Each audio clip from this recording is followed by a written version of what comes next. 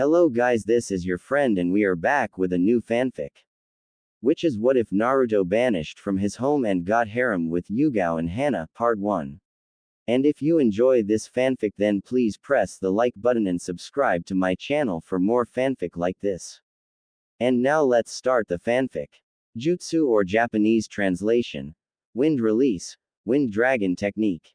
Normal speech. I hate paperwork. I bet Minato died just to escape this. Scroll, book, author notes, event titles. Village hidden in the mist's bloodline purge. Demon, summon or fusion speech. Finally, I am free. In your face Minato. Human thinking. Oh, shit. Demon, summon or fusion thinking. Oh, shit is right. You were royally screwed bitch. Chapter 1. Banishment and Reunion. Konoha Council Chamber. After getting the report on the failed Sasuke retrieval mission, the council was in an uproar. The civilians and elders were blaming the failure on Naruto Uzumaki while the clan heads and shinobi council were defending him. That demon brat is the reason why we lost Uchiha-sama. I say we execute him as a warning to all of our ninja who fail important missions. A merchant civilian said while the rest agree. The clan heads, Sum mostly were releasing murderous intent on these power-hungry fools. How dare you? That boy has done nothing but stay loyal to this village and just because he failed to bring back that Uchiha you want to execute him. She yells because she respects Naruto for his loyalty to the village that has scorned him since he was born while Shibi nods. I see no logic in executing the boy for a failed mission. I agree with Sum-san on this. Yasha Haruno snorted. Like we care what you freaks think. That boy is the reason why we lost the most powerful bloodline in our village. Shibi's hand twitched while Sum snarled at the pink-haired. I'd rather be freak than a money-hungry and if you insult me one more time Haruno I'll rip out your vocal cords. She said while flexing her claws to prove her point. Shikaku decided to speak up. Just because you can't tell the difference between the fox and the boy doesn't give you the right to execute him. For all we know it could result in the fox breaking free and continuing what it started 13 years ago. The Nara stated. What would the Yondaime think if he saw how you fools were dishonoring his last wish? Inoichi asked. Who cares what he thinks? He's dead and it's because of that brat. Another civilian council member says. The arguing continued for 15 minutes until Tsunade slammed her fist on the table. Enough. Naruto will not be executed because he falls under my jurisdiction due to the fact that he's a ninja. You civilians have no say in the matter. The last Senju said. No, but if the majority of us order his banishment then you can't do anything about it Hokage-sama. Danzo said with a smirk on his face as do the elders. Tsunade and the clan heads look at them in shock. What? She yelled. We should do a vote. Hands raised for Naruto Uzumaki's banishment. Danzo asked. He, Kaharu, Homaru, and the civilian council raised their hands. Hands raised against the banishment. Tsunade and the clan council raised their hands but frowned as they were outvoted. The others smirked as they finally got rid of the demon brat. Naruto Uzumaki is banished from Konohagakure and Hai no Kuni and if he's not out of the village or country in less than 3 days he'll be declared as a missing nin and killed on sight. The War Hawk stated. Tsunade clenched her fists and growled but then smiled at them making them shiver. Fine. Naruto Uzumaki will be banished from Fire Country. Now as for the Uchiha, he will be put into the bingo book and will be declared as a B-ranked missing nin with a kill on sight order. And for compensation for his actions, his clan's treasures, scrolls, money, and property will be taken and split up upon the clan heads and his status as a clan member will be null and voided by order of the Godime Hokage. She said while inwardly smiling because she hated the Uchihas. The clan heads smirked at her actions while the civilians went into an uproar demanding that she change her decision until she yelled. Shut the hell up right now or I'll have you all removed from the council.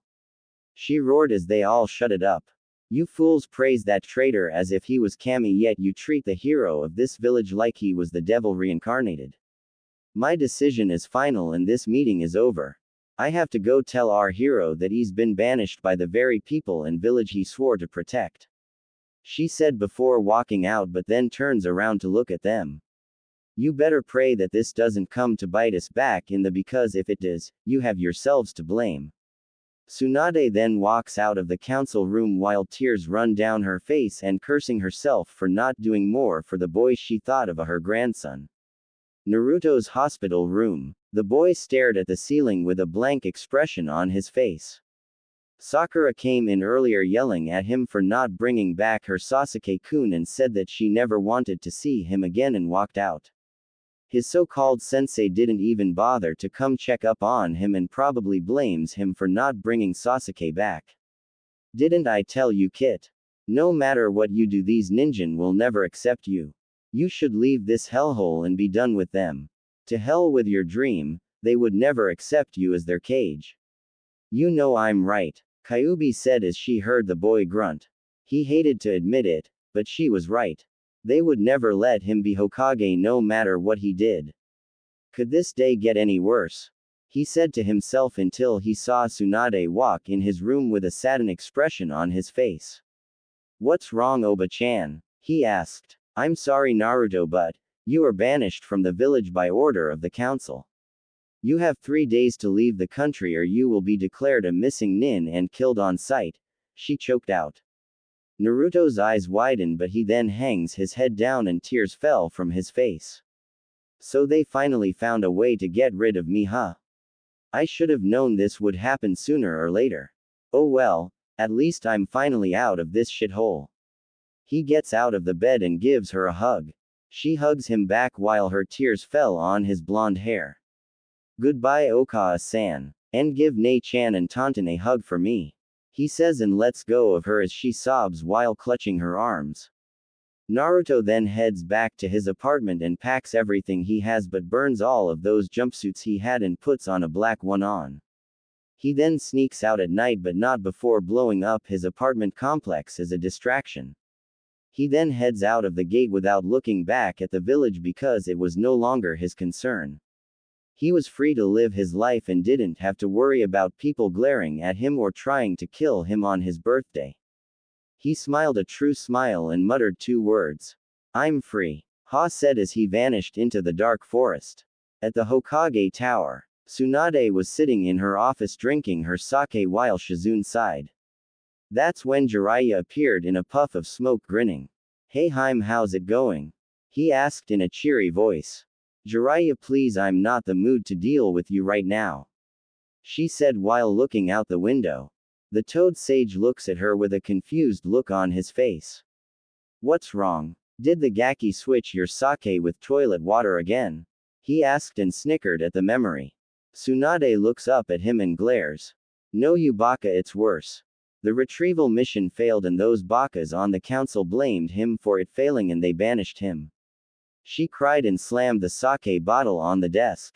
Jiraiya gave her a look of shock. I must have had something in my ear, Haim. Care to repeat that? He asked again. They banished him, damn it. He's gone, Jiraiya gone, she yelled while tears fell from her face. They what? Those bakas. Those short-minded, ignorant, self-centered bakas. Do they have any idea who they just banished? He yelled, releasing murderous intent like no tomorrow. Jiraiya, Tsunade started to say, but then he glared at her. Tsunade, please. I don't want to hear it. Not now. Minato, you stupid fool, you should have let me or sensei seal the fox into your son. He growled and then left the office, but not before slamming the door hard, scaring Shizune and Tonton, who was hiding behind the med nin. Well, that went well, she mumbled. That was when Kaharu and Homura walked in like they were in charge, but Tsunade looked up at them with hate in her eyes. If you've come here to tell me to take that traitor out of the bingo book, then you better get out before I decide to use you two as my personal punching bags, she said in a dark tone and then cracked her knuckles. They both gulp and then leave in fear, not wanting to face her wrath. Damn vultures, she mutters and grabs her sake bottle and drinks out of it. Naruto was now at a shinobi store in a village in River Country buying some more shinobi gear, including weights and scrolls. He was happy because he finally had decent weapons. After paying for the items, he heads out of the village and heads to marsh country, but little did he know that Danzo's root Anbu were tailing him. Kit, we're being followed. The vixen warned while Naruto nodded. I sense 10 of them. He says as he pulls out a few smoke bombs out. He then throws them to the ground and they explode into a black smoke screen. Naruto takes this opportunity and runs into the forest at top speed. There's no way I'm fighting those guys, he muttered as he continues to run. Back in Konoha, Jiraiya was pissed. No, he was beyond pissed. He was no mad that if looks could kill, no one would be alive right now. He was so tempted to summon Gamabunta and let him raze this village to the ground but couldn't. He went from pissed, to angry, to sad. He failed. He failed Minato and Kushina, and failed his godson. To make it worse, he believed Sarutobi when he said he would make sure Naruto was taken care of. I can't believe that I thought Sensei would look after him. I'm such a fool. I never should have believed him. I should have taken him with me when Kushina disappeared. Some godfather I turned out to be. I'm sorry, Minato, I failed, he said as he headed out of the main gate. This village was beyond saving. It is nothing more than a rotting leaf what will wither away. With Naruto, the blonde Jinchuriki is not having a good day. He was tired, exhausted, and pissed. His black jumpsuit had tears, scorch marks, and cuts on it, and blood was coming down his face from his forehead. He was clutching onto his right arm that had a gash on it and couldn't get it to stop bleeding because the sword one of the root's use was coated with poison that stopped his healing abilities. Right now he was backed up against a tree and was panting heavily. He managed to kill one of them, but the rest were closing in on him. This is it. I'm gonna be killed. Damn it, I can't let it end like this. But what do I do? Time begins to slow as the root members charge at him with their blades poised to kill, but then they suddenly stop when they heard growling, then more growls are heard around the dense jungle. What kind of animal sounds like that? A male root Anbu asks as he looks around. They suddenly tense up as they see a pair of glowing red slitted eyes staring at him from the bushes. Then more appear, only the eyes range from green, yellow, orange, and red. The root Anbu were surrounded by the glowing eyes and were waiting for them to attack. The first pair of eyes appear out of the bushes as its growl increase. Danzo's drones had look of shock, awe, and fear. What the hell is that? A female root asked as she readied her ninjutsu to kill this strange creature. The creature was in a way reptilian. It was 6 feet tall, 13 feet long, and weighed around 200 pounds. Its skin tone is a blackish-brown color, had a 2 light blue stripes starting from its neck to the end of its tail, and was white on the bottom. The creature also had a crest on the middle of its nose that was red, and it had feather quills on the back of its head that stopped to the end of its neck. Red eyes with slit were staring the root down. It also had a long thick tail that it could probably be used for combat, but that's not what freaked them out. On its long arms were 3 pairs of long black curved claws that appeared to be razor sharp, and on its feet were 3 claws, but the third one was longer and stood straight up and looked like it could cut a person open with a mere twitch. The creature then snarled and opened its maw, revealing a pair of razor sharp teeth that could rip through flesh like it was paper. This creature was a raptor. A predator beyond predators. It then crouched down a little while growling and then leapt into the air, shocking the root and Naruto, not believing that a creature of that mass could jump so high. It then landed between Naruto and the drones and looks at Naruto with a calculating eye. Said blonde felt like pissing his pants as it moved its large head towards his and sniffed him a few times. Its eyes widen a little but then return to normal and then turns its body towards the roots and snarls at them. It then lets out a high-pitched roar, shocking everyone. It lasted for a few seconds, and to the root's fears, 13 more of them appear from the bush and in different colors. Some were dark brown with green slitted eyes, others were whitish gray with blackish brown spots and yellow slitted eyes, and the rest were orange with tiger-like stripes and orange slitted eyes. They had the roots trapped and were approaching them with caution. The raptors snarled and hissed at them, saliva was dripping from their teeth and their claws were poised to attack. Each one was anxious to rip them apart and to have the taste of flesh and blood in their mouths. Adrenaline was pumping through their body. They were excited at the fact that they'll eat well since there is plenty of food for them. They were waiting for their leader to give the command. They were ready. These ninja had the nerve to intrude in their territory and now they were prey. The root were trembling in fear but held their ground with their swords ready to strike. The alpha in Naruto's opinion looked like it had a grin on its face, almost as if it was mocking the masked humans who thought they were the dominant species. The predator snorted at the thought. His species are natural-born killers. They know the surroundings of this place through their genes. He will admit, the ninja he's faced, killed, and eaten may have gained unique abilities, but they were still weak in his opinion. Not to mention that they are cowards who will betray each other at the last second.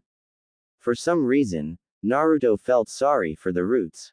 He also prayed to Kami that the leader wasn't saving him for last because he didn't want to be on the menu. That was when the leader let out a loud roar that probably meant attack. The raptors roared back and then charged at the root with the intent to kill. One root rushed at one of them and thrusted his blade forward and having it impale the creature's head. The raptor, to the shock of the masked ninja, dodged the blade and lunged forward with its maw opened, ready to crush his head while the ninja tries to block the attack with his arm. Big mistake. The raptor clamps its jaws shut on his arm. He screams out in pain at the pressure from the bite and tries to use the sword in his free hand to stab the predator in the throat, but another one appears behind him and bites down on his shoulder. Blood sprays on its face. The ninja's screams grow louder as the one on its arms shoves him to the ground and they proceed on ripping him apart with their claws and teeth in a fast rate. The female root barley managed to evade the jaws of one and swung her blade at it only for it to stop the attack with its teeth and shatter the blade. She steps back in shock while another swings its tail at her and knocks her to the ground. The other raptor leaps and lands on her. Its sickle claw then impales her stomach and rips it open and her insides and blood spills out. She lets out a cry of agony while the other starts to rip out her entrails out and the other one held her down. Naruto watched in horror as he saw these creatures rip apart the root whose screams echoed through the jungle. One was dragged into the bushes by two of them and was torn apart. The sight of blood and organs were spraying all over the vegetation and Naruto couldn't help but turn green at the sight. Never before has he seen something so graphic. Other roots had their arms and legs ripped off forcefully. These raptors were vicious, fast, and merciless and were also very smart because they avoided being hit by their weapons. 10 minutes later the place was quiet and the pack of raptors were feasting on the dead bodies of the roots. Naruto, who watched the whole thing, did the only thing he could do. He fainted, which made the leader look at him wondering if he was still alive. He then approaches the blonde and nudges the unconscious boy for a while.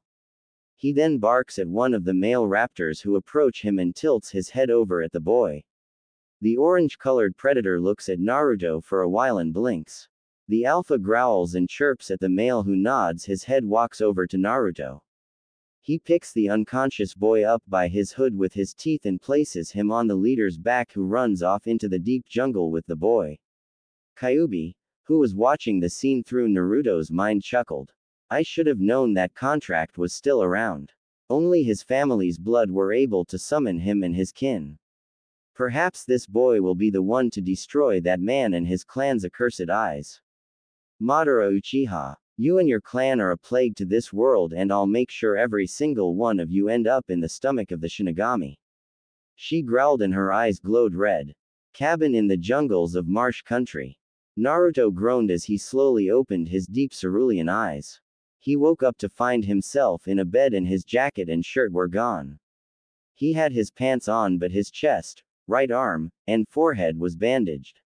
He looked over on a desk and saw a bowl of fruit and cooked meat on a plate. Naruto got up but grunted out in pain because of the pain in his arm. He then walked over to the plate and took a piece of meat off it and sniffed it. He then licked it with his tongue and took a small bite out of it. After he swallowed it, he then took a bigger bite out of it and proceeded to eat that and the fruit. After he ate it, he found a pair of blue cargo pants and a white shirt laid out for him. He puts that on and walks out of the room. Did you sleep well? A feminine voice asked. Naruto turned his head to see a female wearing a blue cloak with a hood covering most of her face, but she was smiling. She wore a red shirt with a black flak jacket and red cargo pants. Who are you and where is that creature I saw earlier? He asked, wishing he had a kunai on him. The hooded woman sighs and replies. Those were my summons. I usually have them patrol this area. I'm sorry if they scared you. She apologized. Naruto grinned sheepishly. Yeah, I'm just glad they didn't have me for dessert. She chuckles, but then her smile drops and tears fell from her eyes. Naruto. I'm sorry, she says while he looks at her with a confused look on his face. How do you know my name and why are you apologizing for? For not realizing that you've been alive this whole time. I'm sorry I didn't come back for you, but those bastard elders told me you died when the Kyuubi attacked, and I was so distraught and hurt when I lost your father that I didn't even bother to come back for you. She then walks over to him and pulls him into a hug and cries on the top of his head. Please. Don't hate me, Naru-chan. I swear I didn't know. I didn't know. Naruto blinks for a while and was a little uncomfortable with a stranger hugging him. Who exactly are you? He asked. She then lets go of him. Naruto, if I tell you who I am, will you promise not to explode on me? I won't, I promise, and I never break my promises. He says. Naruto, I'm your Ka-san. She says as she removes her hood, revealing a woman with red hair, blue eyes, and the face of an angel. Naruto's eyes widen and his hands hang down to his side. She's been alive this whole time, but why didn't she come back for wait? She said some bastard elders in Konoha told her I died, but why would they? Who is my father anyway? Oji said my parents died when Q attacked. His head hung down and his hair covered his eyes. Ka-san, can you do his one favor for me? He asked with a shaky voice. Kushina looked at him and knelt down to his level. He looked up at her with tears in his eyes. See, can I have another hug? He asked her and she instantly hugged him even tighter while he sobs onto her shoulder and returns the hug, hoping that this wasn't a dream or illusion. Right now he was happy. Happy that he had family in this world, even if it's just his mother. Kushina kissed him on the forehead and told him everything was going to be okay now. After that little reunion, Naruto told her how his life was in Konoha, and to say she was pissed was an understatement. How dare those fools do this to my son? Worse, they dishonored Minato-kun's dying wish. I'm so glad that I took Minato's inheritance with me. They will pay. I swear Konoha will pay for this. She said. Don't worry about them, Sochi. They can't get to you anymore. So tell me, did any good things happen to you? She asked, and Naruto's grin grew. He told her about all of the awesome parts of his life. Kushina's jaw dropped and her eyes were ready to bulge out of her head. Her face returned to normal and she grinned. So my boy not only had a bridge named after him, he is also the hero of not one, not two, not three, but 4 countries. Ha! Take that, Fugaku Tem, my son is better than yours. She said while pumping her fist in the air. Naruto's sweat dropped, as did Kyuubi. So she's who I get my energy from. He mumbled. After that, Kushina told him who his father was, and Naruto couldn't help but be happy. It hurt him that his father, the Yondaime, had to give up everything for that village, but understood his reasons. I'll make you proud, Dad. I'll become even greater than you. Even if I can't become Hokage, I'll be the strongest ninja in the world. He said while Kushina smiled. Naruto-kun, I'm taking you back to my former home, Whirlpool Country, to train you in the ways of the hunter and assassin. She said while he looked at her in shock. Let me explain. See, before my homeland was destroyed, the Uzumaki clan was a clan of hunters and assassins who were unrivaled. We usually take on missions that not even Anbu would do due to the high death risks involved. We also have a Kekkei Genkai called Shinkoke, spiritual blessing. It is a chakra-based bloodline of the Uzumaki clan, This bloodline makes it so an Uzumaki clan member has 5 times the regular amount of chakra control one has, making even ninja with cage level status look weak in comparison. But the downside is that with the amount of chakra control means a person needs to have a near supernatural physical endurance and physical energy, or else the control won't make a difference without any power to go with the used technique. Do you understand so far, son? Kushina asks while Naruto nods in shock. She smiles back. Good. Also, you should know that you also have your father's bloodline also. It's what gave him his title, the Kiroi Senku, Yellow Flash. It's called Shinsaku, Godspeed. I don't know much about it, but from what Minato Koi told me, it's a bloodline trait of the Namikaze clan that had been given to them by the Shunshin, Flash goddess, herself. The bloodline grants the person the ability to move at godlike speeds, and some could go just as fast or faster than the speed of light itself. Naruto's jaw was on the floor as she finished explaining his two Sans bloodline trait and can't help but grin like a madman. Kushina saw this and laughed. So when do we start training Ka-san? He asks while she stops laughing. Soon, son, but first let me tell you about our summoning contract, because it was also the reason why Whirlpool Country was nearly wiped out. Our contract was considered the strongest and oldest of any other and has been around since the Rakudo Sennin, sage of the Six Paths, founded ninjutsu and created the shinobi world. This contract is known as the Ancient Creature Contract. The creatures in this contract are beings that have lived since the forming of the world and even before the Biju were known.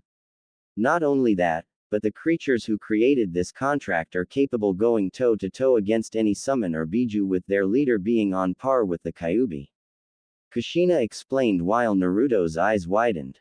A summon whose power is on par with the Q. Unreal. Wow. So can you summon him, Ka-san? He asked while she shook her head. No, but I can't summon his mate who is the second boss, and she is one who you do not want to piss off, Sochi. She said, shuddering at the thought. Naruto blinked a few times and realized something. Wait, you said he has a mate who's the second boss? I thought there's only one boss for a contract. Most do only have one boss, but there are a few rare ones that have two who are mates, and there are also sub-bosses who the main boss or bosses leave in charge of a certain group of summons.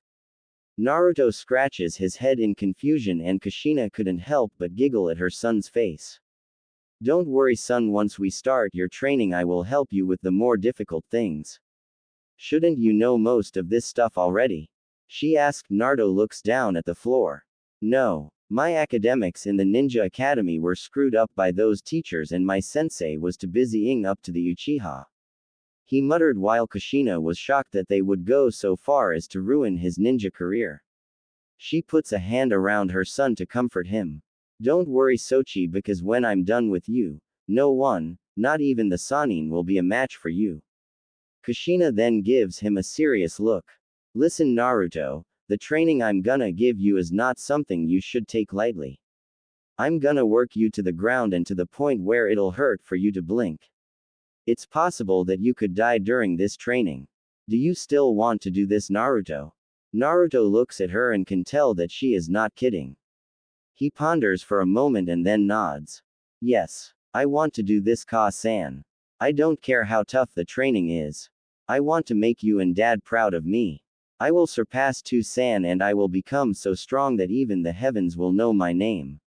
I swear on our family's name that I will not let you down, Ka-san. He said as his blue eyes burned with strength and determination. Kushina couldn't help but smile at his determination.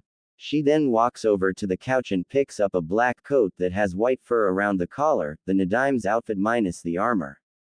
Here, son. Put this on. We're going to Whirlpool Country to start your training. I also know a few friends in Kurigakure that can help you also. I know about this Akatsuki group that's after you, so we should get going. Naruto nods but is curious about something. I thought Whirlpool was destroyed, Ka-san. Said Namikaze, rubbed the back of her head in embarrassment and a blush appeared on her face. The village, yes, but not the environment. There are still plants and animals there, but most of them are dangerous and full of creatures that most people haven't seen. Naruto sweat drops at his mom forgetting something important. Oh, he says and puts the coat on. Shall we get going, Ka-san? Naruto asks while she nods. Yes, let's go and start your training, she said with a glint in her eye that made a shiver go down Naruto's spine. For some reason I keep seeing the image of the Shinigami hovering over my mother's head pointing at me. He thought while Kyuubi was laughing her head off in the cage, feeling sorry for her container. In Konoha, when word got out in the village that Naruto was banished, the villagers partied saying that they were free of the demon brat, but most of the younger generation was confused at why they called him a demon when he hasn't done anything wrong. Sakura didn't care that he was gone and was glad that she didn't have to look at that idiot for the rest of her life. Iruka was pissed that this happened, and when he heard Kakashi say that he didn't deserve to be a ninja due to his lack of skill and talent, he punched the man right in the face and sent him flying into a building and threatened to cripple him if he ever said anything bad about Naruto. The same went with everyone else who insulted Naruto. Tsunade, who read Kakashi's reports on the team's progress, was pissed. He only taught Naruto and Sakura tree climbing while he taught Sasuke the Chidori, some fire jutsu, and Lee's taijutsu style. Hokage Tower. Tsunade was giving the son of the White Fang her most cold and icy glare while he was shifting his feet around nervously. The other Junin senseis were in the room looking at Kakashi, wondering what he did to piss of the female Sanin. I've read the reports on your squad's progress, Hitaki, and I have to say this is the biggest load of crap I've ever read, she said while he looked at her nervously. What do you mean, Hokage-sama? He asked, but then jumped when she slammed the report on the desk, making Shizune and the others cringe. Cut the bullshit, Hitaki. I'm talking about how you trained your students. What the hell have you been doing with them? She demanded while Kakashi gulped. Well, you see, he started to say, but then was cut off by the leader of Konoha. Shut up. I don't want your stupid excuses. I want the truth. Now tell me why you only taught Naruto and Sakura tree walking while taking that Uchiha brat off for private training. Everyone's eyes grew wide when they heard that. What do you mean, Hokage-sama? Asuma asked while looking at Kakashi, who had a bead of sweat going down his face. Tsunade then looks at the other Junin senseis. Tell me, guy. You have the most experienced team right now, so tell me, what have you taught them for the last year? She asked. Guy then rubs his chin for a while, then answers. I've taught them the chakra control exercises, had them work on their teamwork, and offered them some extra training if they wanted it, as well as gave them advice if they needed anything. The spandex wearer answered. Tsunade nodded and looked at Kurenai. And you, Kurenai? The Genjutsu mistress thought for a moment and replied. The same as Guy, and if I couldn't help them with their questions or give them good advice, I would recommend another person to help them. She answered, and the last Senju looked at Asuma. Same here, Hokage-sama, but if I may ask, what does our form of training have to do with Kakashi? He asked while Kakashi gulped. Simple, Asuma.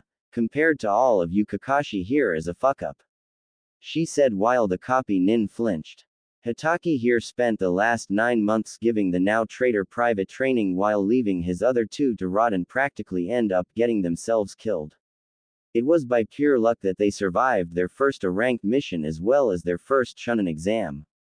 What's worse is that when the now banished Naruto Uzumaki asked him for help when he had to face Neji Hyuga for the Chunin exams, he refused to help him and left him with a Junin who was like most of the villagers. They all looked at him in shock, and Kurenai narrowed her eyes at him. Is what the Hokage said true, Kakashi? Did you neglect 2 of your students just to train the Uchiha? She asked, saying the traitor's name with venom in her voice while the silver-haired Junin just looked away.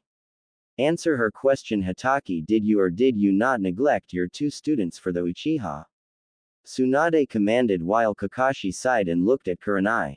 Yes, I did, but my reason for doing it was, smack.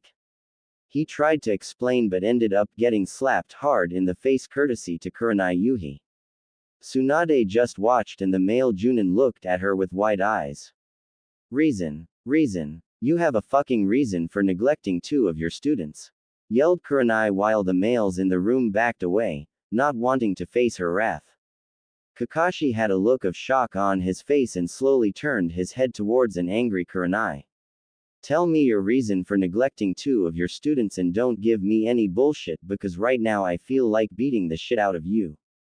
The genjutsu mistress said while releasing murderous intent on the frightened man.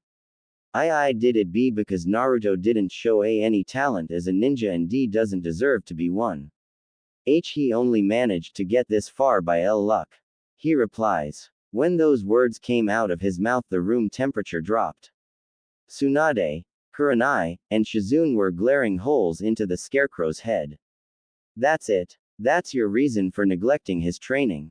Because you thought he didn't have any talent. She said in a low voice. Kakashi nodded. Big mistake. Kurenai suddenly grabbed him by the collar of his flak jacket and slammed him into the wall. You fucking idiot. That's the biggest load of shit I've ever heard. No talent. He beat Neji and that kid from Suna and you have the nerve to say he doesn't have any talent. She roared. Kakashi was struggling to remove her hands. Kurenai smack. He wheezed out but then got slapped again by her. Shut the fuck up you pathetic excuse of a ninja. You're always spouting those WHO break the rules are trash but those WHO abandon their comrades are less than trash well guess what? Question mark. You're lower than trash. I can't believe you'd do that to him especially when these short-minded fools made his life a living hell. The Yondaime would be disgusted with you. You, nothing but a damn hypocrite.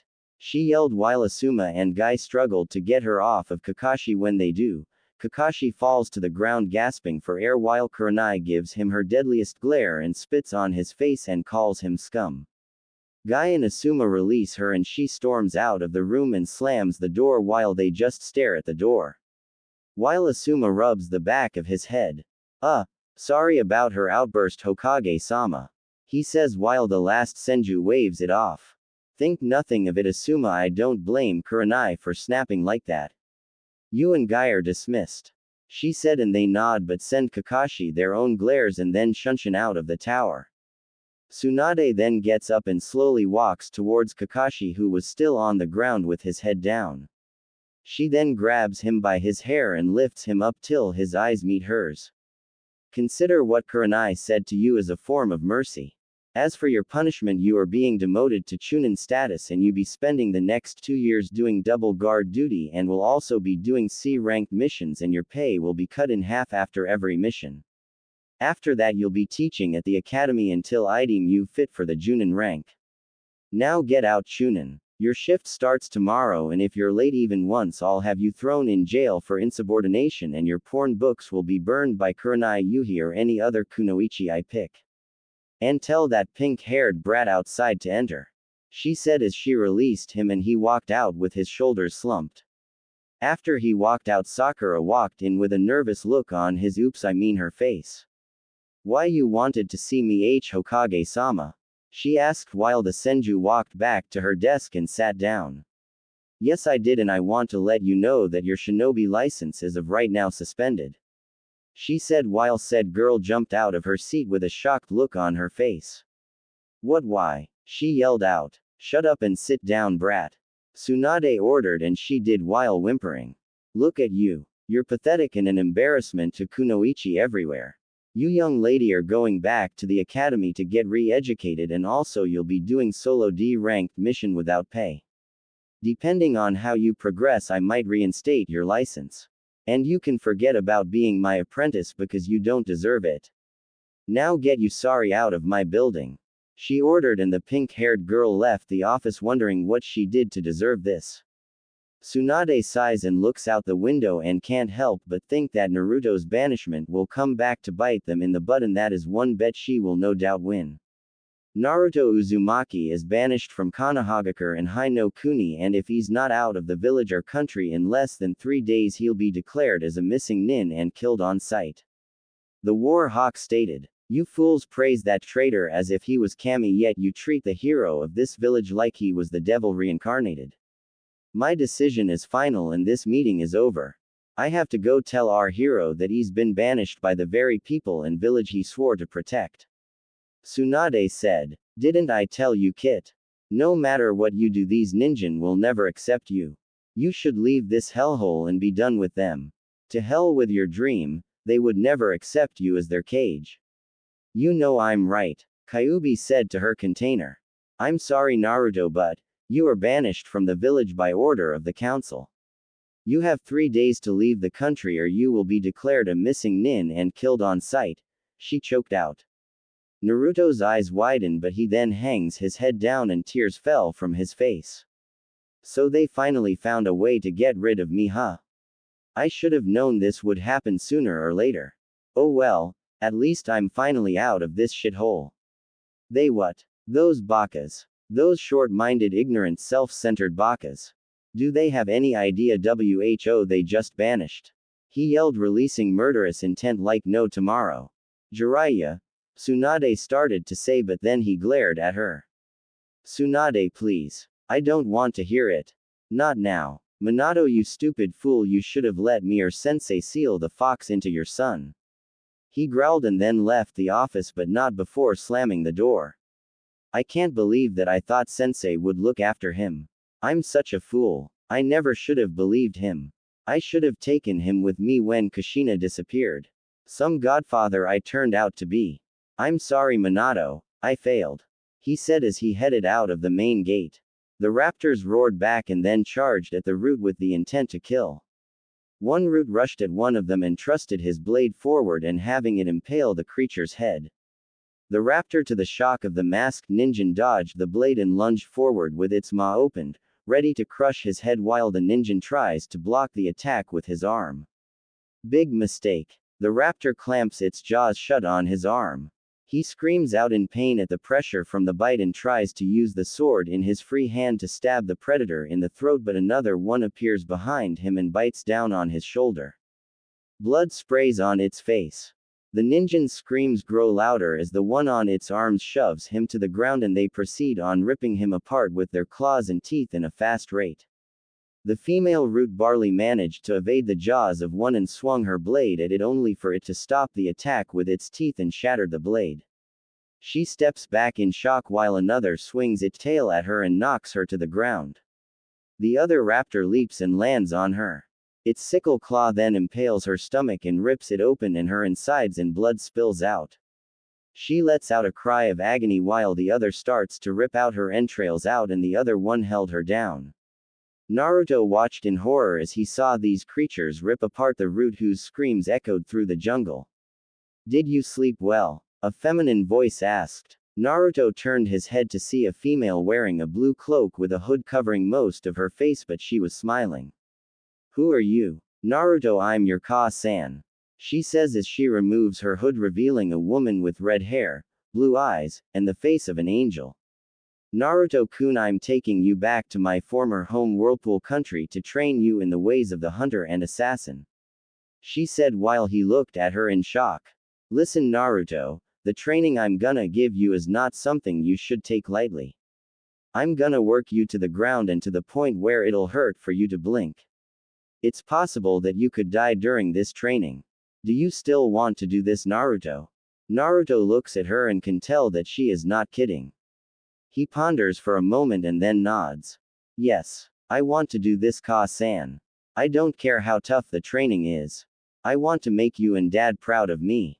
I will surpass Tu-san and I will become so strong that even the heavens will know my name. I swear on our family's name that I will not let you down, Ka-san. He said as his blue eyes burned with strength and determination. I've read the reports on your squad's progress, Hataki, and I have to say this is the biggest load of crap I've ever read. She said while he looked at her nervously. What do you mean, Hokage-sama? He asked, but then jumped when she slammed the report on the desk, making Shizune and the others cringe. Cut the bullshit, Hataki. I'm talking about how you trained your students. What the hell have you been doing with them? She demanded while Kakashi gulped. He started to say, but then was cut off by the leader of Konoha. Shut up. I don't want your stupid excuses. I want the truth. Now tell me why you only taught Naruto and Sakura tree walking while taking that Uchiha brat off for private training. Kurenai narrowed her eyes at him. Is what the Hokage said true, Kakashi? Did you neglect 2 of your students just to train the Uchiha? Yes, I did, but my reason for doing it was, smack. He tried to explain but ended up getting slapped hard in the face courtesy to Kurenai Yuhi. Tsunade just watched and the male Junin looked at her with wide eyes. Reason. You have a fucking reason for neglecting 2 of your students, yelled Kurenai while the males in the room backed away, not wanting to face her wrath. Kakashi had a look of shock on his face and slowly turned his head towards an angry Kurenai. Tell me your reason for neglecting 2 of your students and don't give me any bullshit because right now I feel like beating the shit out of you, the Genjutsu mistress said while releasing murderous intent on the frightened man. I did it B because Naruto didn't show A any talent as a ninja and D doesn't deserve to be one.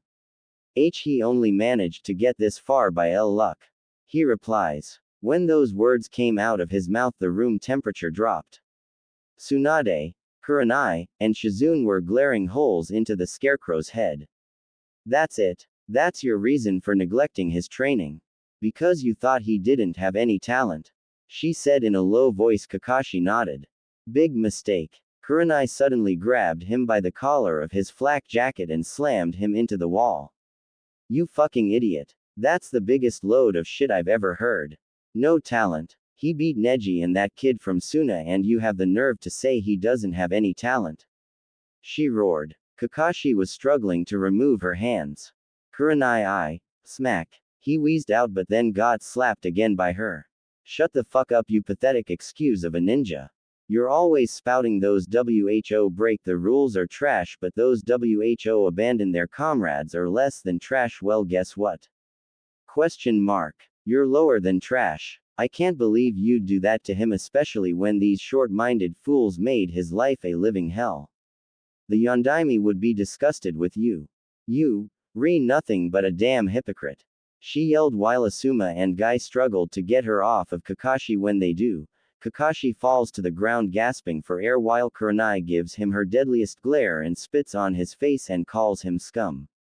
Guy and Asuma release her and she storms out of the room and slams the door while they just stare at the door.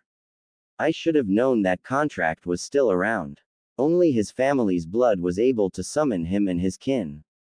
Perhaps this boy will be the one to destroy that man and his clan's accursed eyes. Madara Uchiha, you and your clan are a plague to this world and I'll make sure that every single one of you end up in the stomach of the Shinigami.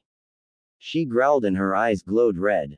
4 years later. Jungle Country Forest. The sky was dark and the light of the full moon was shining down on the forest of Jungle Country.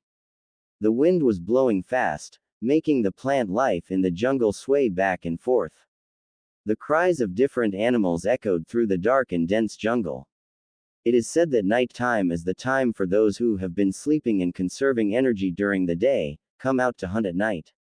Darkness is the predator's best element because they can't be seen when they're stalking their prey.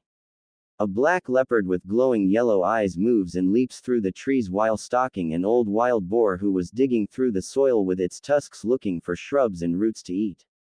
The hunted has to always be on alert at night because the hunter can strike from anywhere anytime and if they let their guard down for even a second, it's over. The wild boar's head shoots up and turns its head in different directions while it sniffs the air and its ears also move in different directions. It can't depend on its poor eyesight so it depends on its other senses to alert it when a threat is nearby. The hunter doesn't rush an ambush, it analyzes what it hunts. Its sense of pattern, how it walks, the way it moves, everything. When the hunter sees an opening it goes for it instantly. The leopard freezes and lowers its body slowly to blend with the darkness when the boar looks around. After the boar stops searching and continues to eat, the leopard slowly rises and continues to walking on the tree branch while eyeing the large pig. It then moves downwind to avoid having its scent being carried into the wind and in the boar's direction. It then crouches down and gets ready to pounce on the pig. Its claws are flexed and adrenaline is pumping into its body. The boar starts to get drowsy and starts to lie down. The leopard sees its chance and leaps into the air with its front claws stretched out. It lands on the startled boar and both animals wrestle on the ground. The squealing boar cries out in pain as the leopard's claws sink into its body and tears through it. The leopard avoids the tusks, and when it sees the jugular, it opens its maw, revealing 4 long white canines, and sinks its fangs into the pig's neck. Blood seeps onto its tongue, making the big cat tighten its grip on the struggling pig's throat.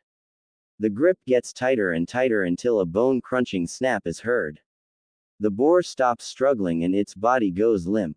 The leopard waits for a few minutes and then drops the dead body, and it releases a victory roar that echoes through the forest. It then drags the boar's body into the trees where it can eat it without having to deal with the other hunters. In the world of the wild, it's survival of the fittest. Hunt or be hunted. Eat or be eaten. Kill or be killed. And the strong live and the weak die. This theory is used throughout the world and continues on.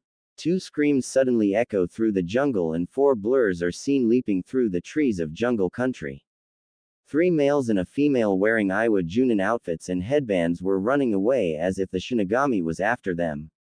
They landed on the ground and looked around the forest frantically while having looks of horror and fear in their eyes. They were breathing heavily and had their kunai out. They were Kiji, Yatsuki, and Karatsuki, and they were without a doubt afraid, very afraid. "Oh Kami, did you see who got Seta and Jira?" "Who was that guy?" Kiji asked. I think that was the Ryushi Juti, hunter god," he said while Yatsuki and Karatsuki eyes widen in horror and looked at him. "Why, you're kidding. That man is a myth, a scary story kids are told." Karatsuki started to sweat like crazy. She lost her older brother to that bounty hunter, assassin, and when his body was brought back to the village, it was in a form that would make even a war veteran shinobi lose it. His head was gone, with his body was torn to ribbons and was barely noticeable. What do we do? We can't escape. He won't let us. This is the Ryushi Juti we're talking about. It is said that he has never lost a bounty or failed an assassination mission. For those who somehow manage to escape, him will be hunted down and he will find you no matter what. He'll kill us. He'll kill us all. This is AS class going on SS class mercenary we're talking about. She shouted and heard a twig snap. Karatsuki jumped and threw a kunai at the tree, only for a dead bird to hit the ground. "Damn it, Tasuki, calm down. He may be strong, but he's only one man. We can take him if we work together," Yatsuki said with a smirk. His teammates look at him like he was stupid. "Baka. This isn't the time to get cocky. If we don't get out of here soon, we'll die," Kiji yelled while Yatsuki scoffed at how his comrade was acting over one person. "Run away if you want to, coward, but I'm not," Yatsuki said with a cocky smile on his face. "If the Ryushi Juti is so big and bad, why doesn't he show himself? Hey Ryushi Juti, come on out and fight like a man. Come out and show us how scary you are." "Well, I'm waiting, you coward," he yelled out into the dense jungle, but all that was heard was the wind. The Iowa nin looks at his comrades, smirking arrogantly. "See, there's no Ryushi Juti here. You guys got worked up over no, wop." Those were his last words when his body jerked backwards and was embedded into a tree branch with a black arrow lodged into his head. Karatsuki screamed in horror when she saw her teammate's body hang on the branch with a look of shock on his face before he died. "Fuck this, I'm out of here. Tasuki, it was nice knowing you," Kiji said and ran off into the jungle. "No, Kiji, wait, don't leave me here," she cried out, but said Iwa Nin was long gone. Not far from Karatsuki's location, a shadowy figure with glowing yellowish-orange slitted eyes that had a tint of red in them was watching as he managed to get the Iwa who was mouthed off too much. He saw the other male run away into the jungle and couldn't help but shake his head at the coward. Fool. To leave a comrade behind in the face of danger is a cowardly act. He places his black compound bow on his back while staring at the female nin who was trembling in fear, and then looks at the path the other nin went. Might as well deal with the coward, he mutters to himself and vanishes from the tree branch. Kiji was running at full speed through the jungle, swatting leaves and jumping over branches, trying to look for the border and get out of here. Sorry Tasuki, but in the ninja world it's survival of the fittest. The strong live and the weak die. That's the laws of Natu Ag. He screamed out in pain when 3 arrows lodged into his body. One lodged into his spine, The other pierced his lung and the last one into the back of his knee, going through the bone with the arrowhead sticking out of the front of his knee. He lost all feeling from his lower body and tumbled onto the ground a few times, and then he rolled off into a deep ditch and hit the ground hard, breaking a few ribs and dislocating his left arm. The man rolled over on his back and released a cry of agony and pain. Blood was seeping from a gash on his head and he had multiple cuts and scrapes on his body. He struggles to get up, but the pain was too much. That and he could no longer feel his legs. He then looks up and his eyes widen in horror as he saw a shadowy figure was glaring down at him. Why you? It can't be. You can't be real. You just can't. He cried out in horror. The Ryushi Juti narrows his yellowish-orange-red tinted slitted eyes at the man while three more shadowy figures that appeared to be reptilian approached the man and growled at the trapped Iwa Nin, who was trembling in fear and sweating bullets. You're not worthy to die by my hand. Instead, I'll let my friends here deal with you. They haven't had a decent meal for a while and I'm sure they would enjoy tearing you apart. He replies in a dark tone while the raptors snarled, revealing razor-sharp teeth and saliva dripped from their mouths. Enjoy your meal, my Shiryu Hanryo, hunting partners. The Ryushi Juti replied and walked away. The raptors grinned at the whimpering Nin. They then roar and leap down into the ditch and started to rip their meal apart. Kiji's blood-curdling screams echoed through the forest due to the fact that he's being eaten alive by the ultimate predators. Kuratsuki's body was shaking like crazy when she heard the roars and Kiji screaming, and after that, silence. Tears formed from her dark green eyes and she was hugging her body while her lip was quivering. I don't want to die. I don't want to die. She chanted to herself but doesn't hear the shadowy figure land behind her and looks down at the frightened Kunoichi. He then wraps his arms around her body and she lets out a yelps. He then leans next to her ear and speaks in a deep tone that wasn't cruel, dark or violent. Don't struggle, Kunoichi-san, I'm not going to kill you. He says and could see tears falling from her face. Ryushi Juti. She whimpered while the man nods. Hi, I'm him. YUK killed my brother Yoshi. She said and couldn't help but blush a little when her body pressed against his well-toned one. I see. I killed that trash because he was the one kidnapping and raping younger girls and women. Scum like him has no place in the world, so I'm sorry for your loss. Did you want to avenge him?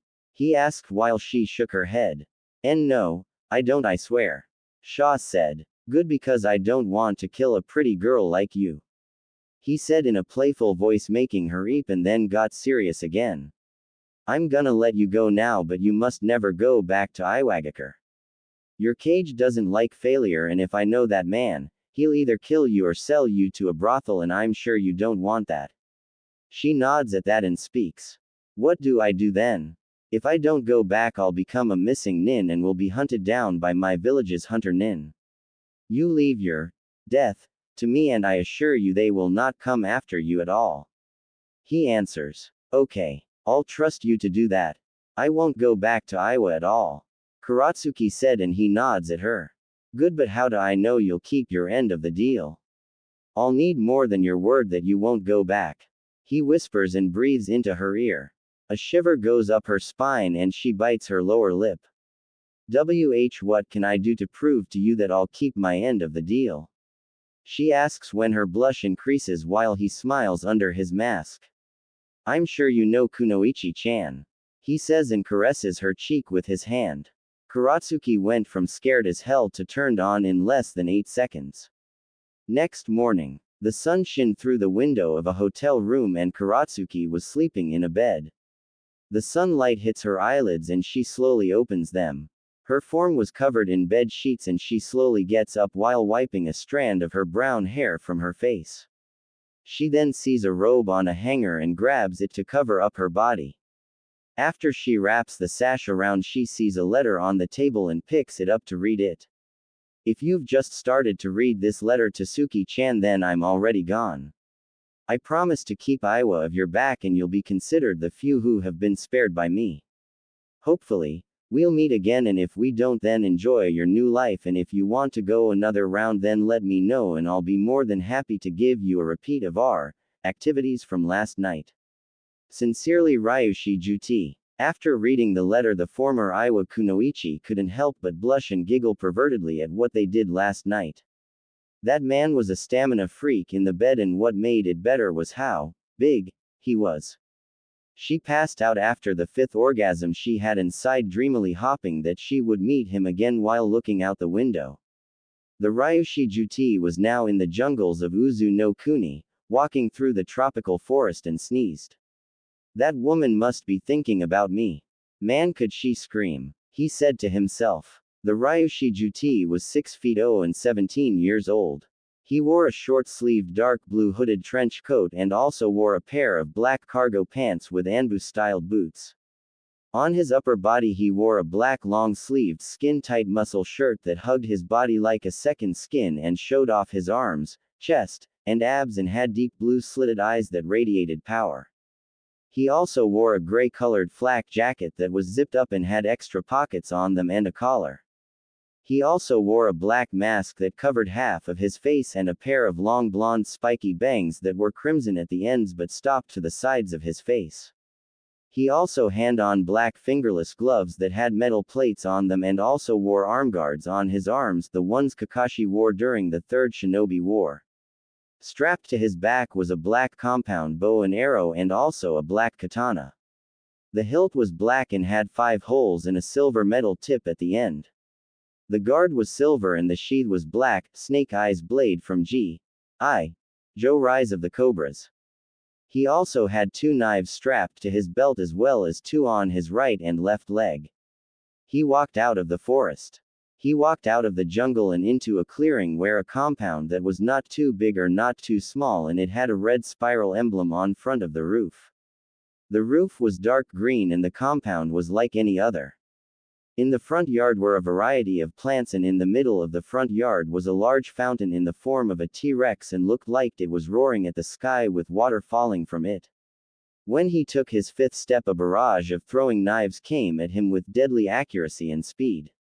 He instantly flings his bow and arrows of his shoulders and pulls out his blade. It was a stainless steel blade with a partial serrated edge. He deflects all the knives with the katana. A figure wearing a black cloak jumped out of the trees and towards Ryushi with a katana with a red hilt and golden guard ready to slice him in half. Ryushi blocked the attack with one arm and the cloaked figure flipped over him and landed on the ground in a crouching position. She then jumps up and gets into a sword stance with her blade in a thrusting position. She had long red hair with silver highlights that was tied into a ponytail and appears to be 14. She also wore a red and black ninja outfit with armguards and black fingerless gloves and black sandals. She wore a mask that covered half of her face and had bluish-green slitted eyes. Ryushi had his left hand behind his back and twirled his sword a few times and pointed it at her. The tension in the air was thick. A leaf was slowly making its way to the grass, and when it lands they then run at each other at Junin-level speeds and their blades clash as they pass each other. The redhead then turns around and positions her blade into a thrusting form and aims it at Ryushi. He moves to the left as she passes him and swings his sword at her head, but she ducks and ends up loosing a few strands of hair. She then swings at his legs, but he leaps over her and lands back on his feet and then pulls a throwing knife out his left hand and throws it at her. She deflects it with her katana, but her eyes widen when she him coming at her, launching a barrage of slashes and thrusts at her. She dodges, blocks, and parries the attack while he keeps up the onslaught. The redhead then vanished when he performs a thrust at her head, but then does a roundhouse kick to his right and hits the redhead in the stomach, getting a grunt from her and skids back a little, hold her stomach. Ryushi appears behind her, and before she could react, he grabs her wrist and twists it behind her back and places sharp part of his sword at her throat. She freezes when she sees this and drops her kunai. "I yield," she said while he released her. The redhead rubs her wrist painfully while he sheathes his sword. She then retrieves her sword and sheathes it. Clapping was heard and 2 figures walked out of the forest. On was female who was 5 feet 8 with red hair and wore a black and red ninja outfit that hugged her body. She had greenish blue cerulean slitted eyes and had the face of an angel. She wore a black trench coat and had a blue clip in her hair. She also had a nodashi strapped to her back. The hilt was a blood red color and the sheath was black and red. Next to her was a man who was 6 feet 2 and wore an outfit similar to Ryushi's, but it was silver gray and black. He also had shoulder-length silver hair and icy blue slitted eyes. On his back was a broadsword with a double-edged blade. The guard and hit were in the form of a miniature skeletal dragon, Dante's Sword Rebellion from Devil May Cry. They were Kushina and Anishi Uzumaki, the aka Arashi, Red Storm, and Shippo Mashin, Silver Devil. They were both S to SS ranked nin with a flea on site orders. Good show Sochi, son, Otome, daughter. Kushina said, smiling at her kids. They both smile at their mother and nod. Ryushi removed his hood and mask, revealing wild spiky blonde hair that stopped to his shoulders and a masculine face that was derived of baby fat, and he had canines protruding from his upper lip and had a whiskerless face. He was Naruto Uzumaki Namikaze. The smaller redhead removed her mask, having the same appearance as her mother and canines like her Aniki. Arigato ka-san. To-san, how did I do? She asked her father, who grinned at her and ruffled his daughter's hair. You did great, Kasumi-chan. I'm impressed with how strong you've gotten, especially at your age. He said while she blushes and rubs her nose with her finger. Yaimouto, you almost got me to use both of my arms that time. Naruto said, smiling at her and flicks her on the forehead. Itai. Naruto, ni, don't do that. She cried while rubbing her forehead and glaring at her brother. Kushina and Anishi laugh at this and couldn't help but smile. When Kushina introduced him to her half-sister, they were inseparable. When he met Anishi, his Kifu stepfather, he was reluctant at first that he would treat him like the villagers did, but the man proved him wrong and treated him like a father would treat his son and even helped in training him. Anishi's was calm, laid back, and a goof, but when he's pissed or his family's lives are in danger, he becomes cold and ruthless. So Naruto, how did your hunting trip go? The silver-haired man asked while Naruto snorted. Lame, those Iwa nin were pushovers, so I didn't take their heads. But I did meet a hot kunoichi and well, you know. He said while his grin grew, as did Anishi's, who patted the blonde Namikaze on the shoulder. That's my son. Just like your old man, wooing women and then getting them in bed. Sniff. I couldn't be any more prouder. He said as anime tears went down his face. Kushina and Kasumi's eye twitched and smacked them both upside the head. Anishi, do you want to sleep alone tonight? And Naruto, I'll ground you from eating ramen and dango for a month. She said, making them go pale and get on their knees, then beg her not to do that, doing the puppy eyes jutsu.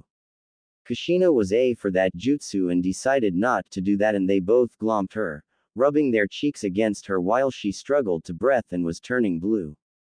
Kasumi was on the ground laughing at her mother and kicking her feet in the air. After that scene was over and Kushina got her breath back, Naruto spoke up. So Ka-san, how did the mission in T-Country go?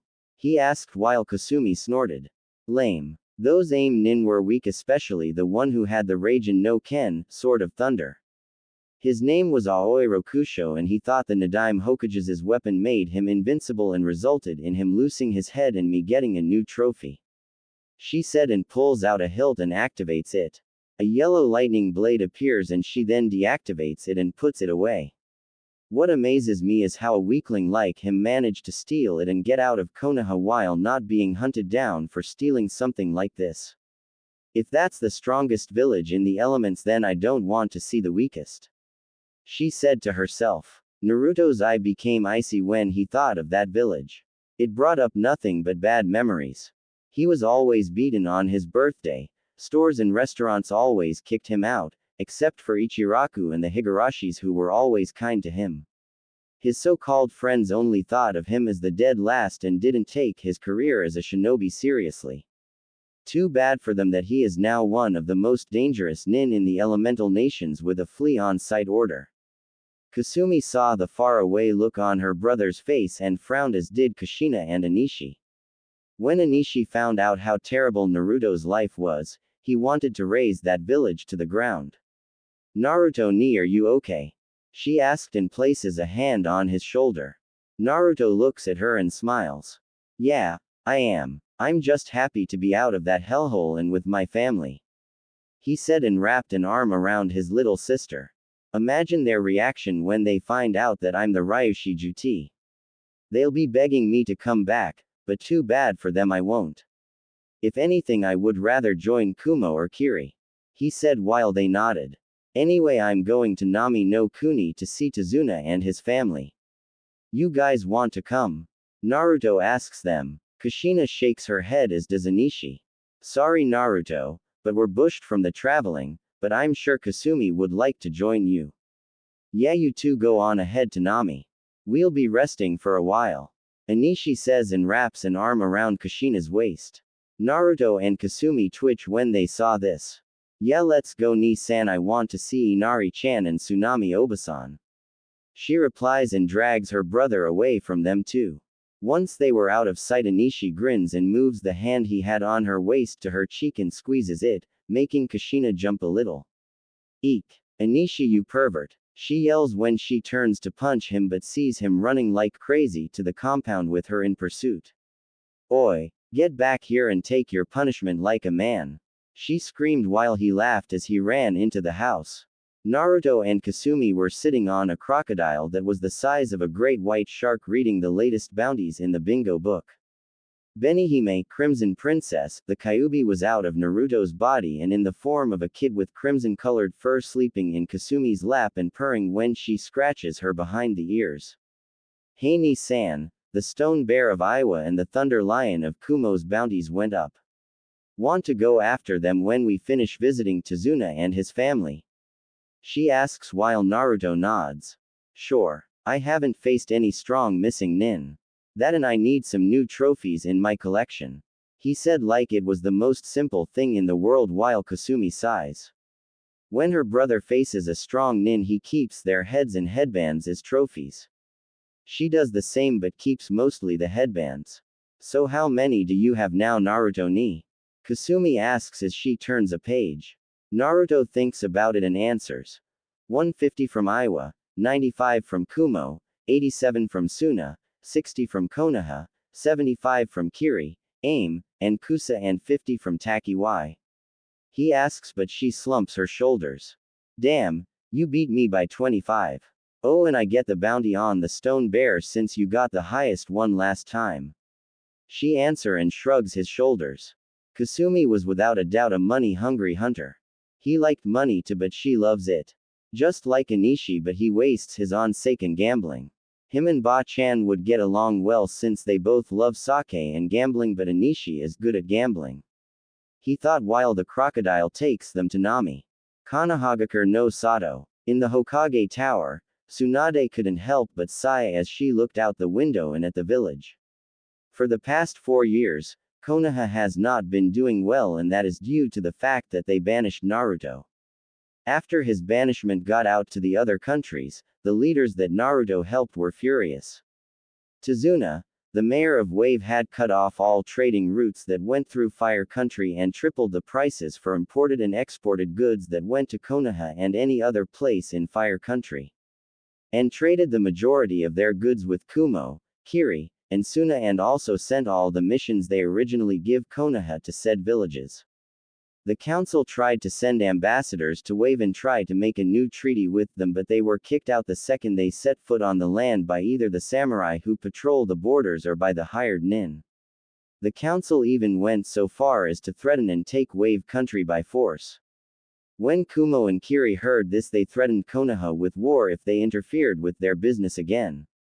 The leader of T country also cut off the trading ports and businesses with Konoha and did them with Suna and Kumo. When Gaara, Sunagakure's new cage heard the news, he was mad beyond belief and he created a sandstorm that stretched all the way to Fire Country's borders. He then went to the Wind Daimyo's palace and asked for him to cancel the new treaty they were planning as well as cut off the alliance except the one where they assist each other in war. The Wind Daimyo asked why and Gaara explained what had happened to him during the Suna-Oto invasion. Needless to say, the man agreed with him and cancelled the alliance and new treaty. Koyuki Kazuhana, the daimyo of Harugakure, was furious beyond belief when she found out Naruto was banished from Konoha. She along with 100 of her samurai and 40 of her ninja and marched all the way to Konoha demanding an audience with the Hokage. When she had a meeting with Tsunade and the council, she wanted to know why she banished Naruto from Konoha. The elders responded by saying that the council banished him when he failed to bring back the last Uchiha and also because he contained the Kyuubi no Kitsune. After they said that, she rose from her seat and cursed every single one of them out, saying words that made her samurai and ninja blush. Who knew that the spring daimyo had such colorful language? After that, she cut off all alliances with them and refused to send any more missions to them and stopped sending them technology. She also refused to star in Jiraiya's Ika Ika movie, giving the man a heart attack. The council tried to reason with her, but she wouldn't hear it. She told them all to piss off, and the only way she'd consider an alliance with them is if they removed Naruto's exile. Other than that, she left the village and did an alliance with Kumo and Kiri. It only got worse a few months later when the Fire Daimyo came demanding why he got complaints from the country leaders about the banishment of a Naruto Uzumaki and why they cut off or tripled the cost of their resources that went to their country. Once Tsunade explained the reason, the man wasn't happy and cut Konoha's military and economic budget by 40% and stated that he would send all high-ranking missions he got for them to Suna, and the council asked why. He said it was because, unlike Konoha, who dishonored the dying words of a former Kage and blamed an innocent child for the deaths of many, Suna accepted their Jinchuriki and made him their new Kage, and the new Kage said that it was thanks to Naruto that he changed his view on life. After that, he left while the council begged him to change his mind, but he just ignored them. Tsunade sighed in frustration and rubbed her temples to get rid of the headache she had coming. It was the villagers' fault that they were in this condition. If only they'd honored the Yondaime's dying wish, then they wouldn't be suffering.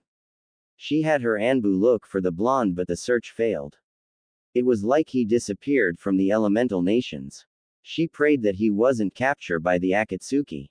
Jiraiya's spy network couldn't even find him. Hopefully he's somewhere happy and living his life.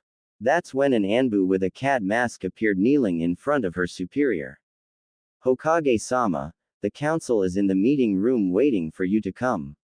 She replies while Tsunade nods and gets up from her seat, heading for the meeting room. Council chambers. The clan heads and elders council were in the meeting room waiting for Tsunade to appear. The door opens, revealing the Godime Hokage, who went to her chair and sat down. Hokage-sama, glad you could make it. We need to talk about a certain ninja that has gotten a lot of attention lately. Danzo said while opening his only eye. Tsunade sighs and rubs her temple. What ninja, may I ask, Danzo? I have a busy schedule, so make this quick. She said in an irritated voice while the Warhawk nodded. He goes by the name Ryushi Juti, Hunter God.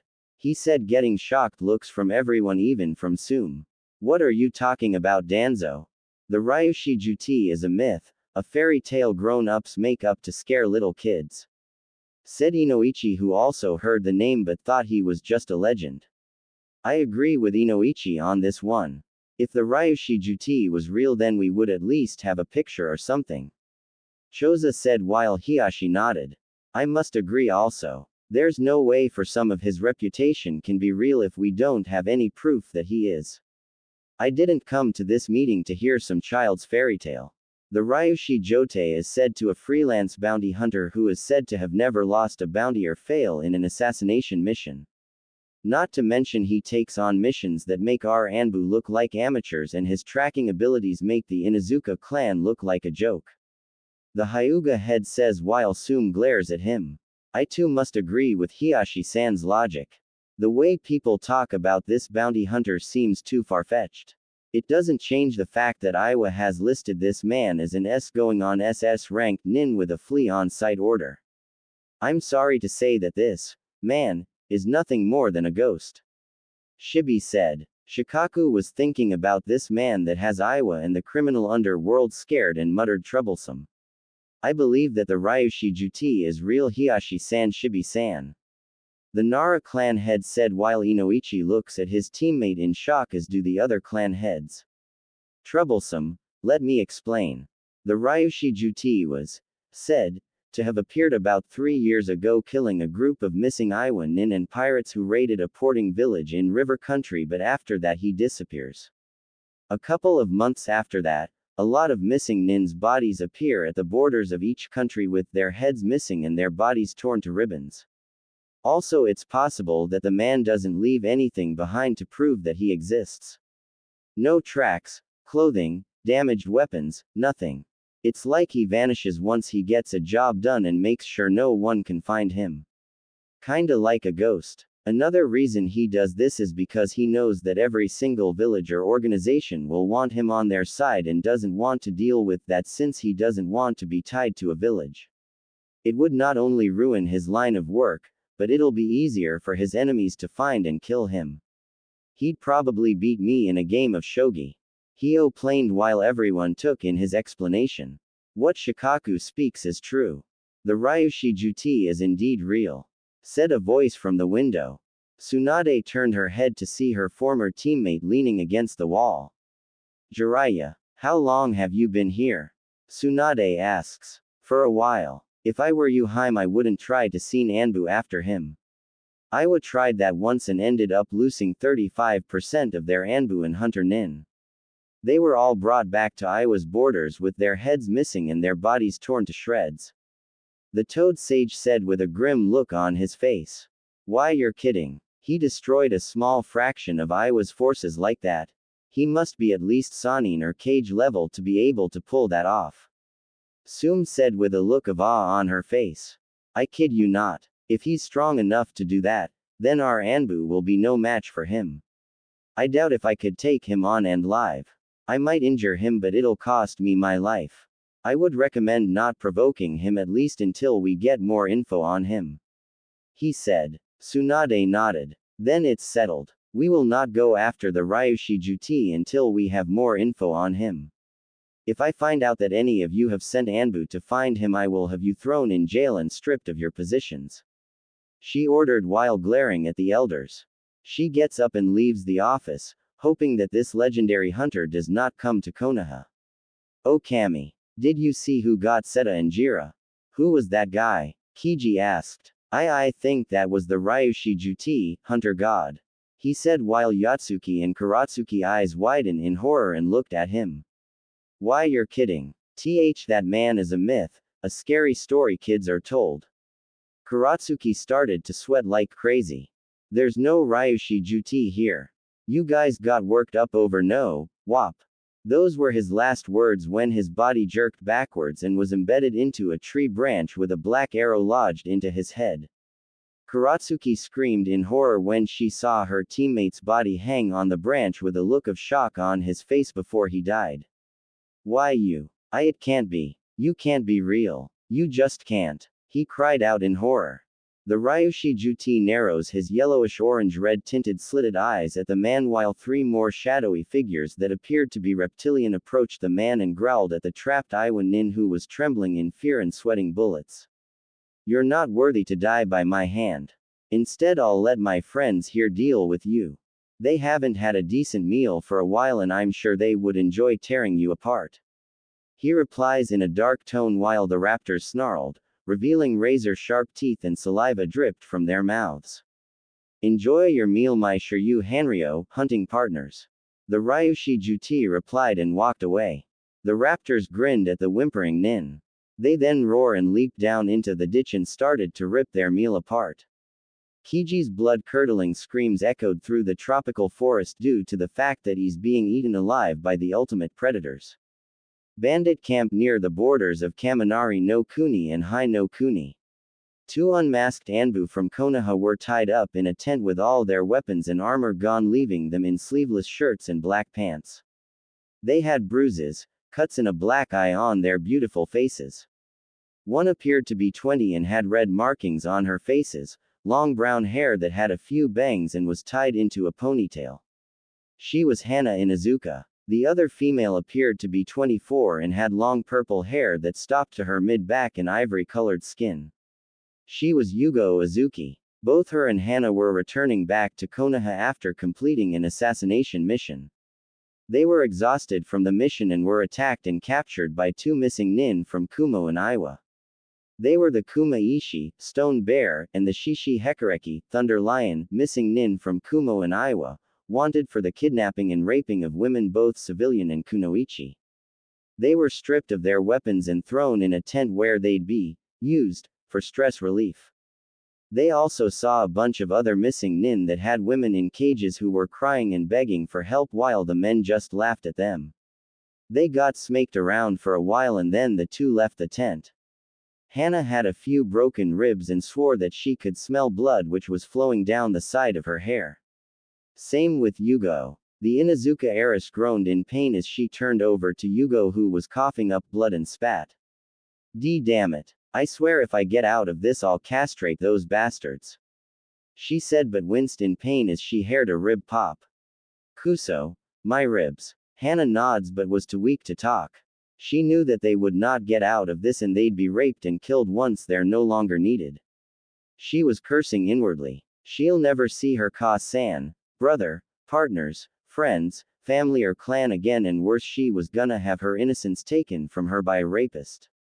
When these thoughts came to her mind, she couldn't help but have tears fall from her eyes. Yugo saw this and couldn't help but feel sorry for her. It seems life is cruel after all, she said bitterly while Hana was sobbing quietly.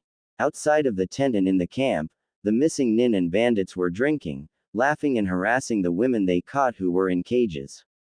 Meanwhile, two figures in the shadows with yellowish-orange colored eyes were watching this from the trees. Those pigs. Who do they think they are, treating women as if they were playthings? I swear none of them will leave this forest alive.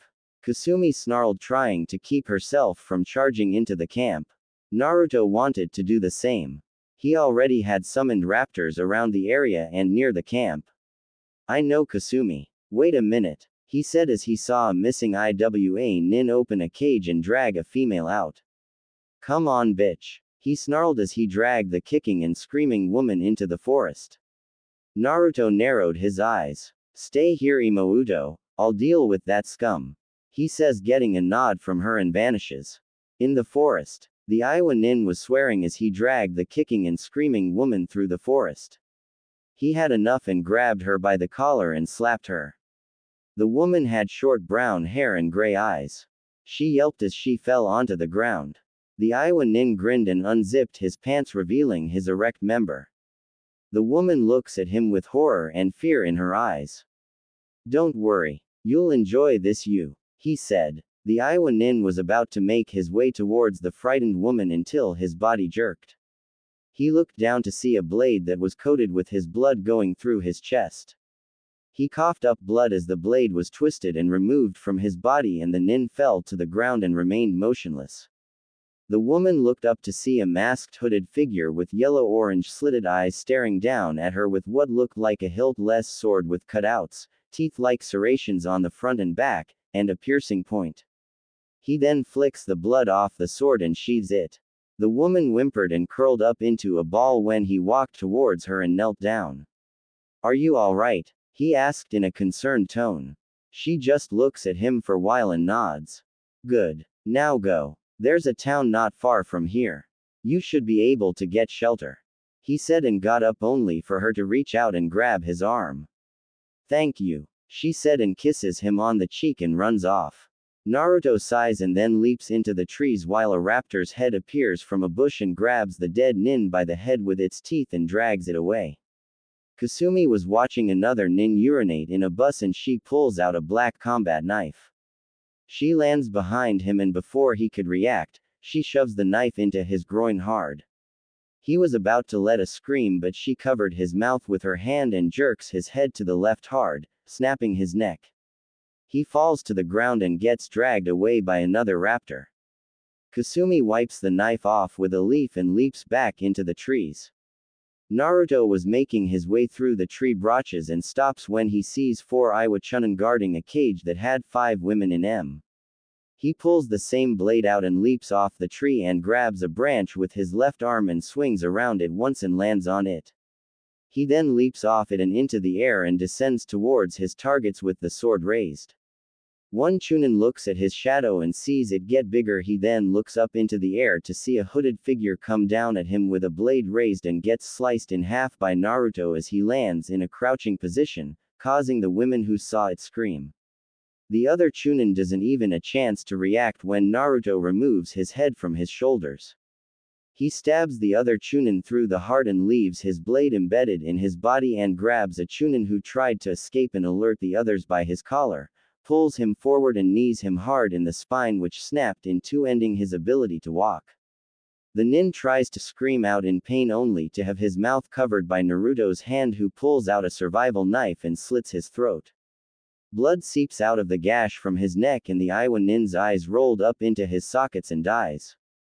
He sheathes his knife and walks towards the still shocked Chunin who still had the blade in his heart. "Our Ryushi Juti," was all he said when Naruto yanks his blade out hard, causing blood to fly off and decapitates him. The headless body falls to the ground and the head rolls around for a second then stops.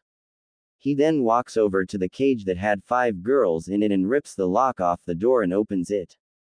"Go," was all he said and vanishes in a blur. The women waste no time and run before more came. 5 large Komodo dragons appeared from the bushes and dragged the carcasses away to eat.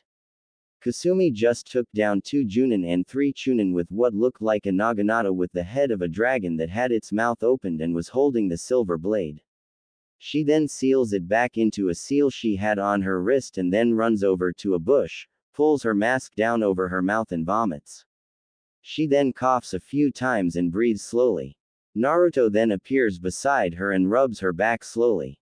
"You alright?" he asks her and she nods as she puts her mask back on over her face. "Let's get this over with.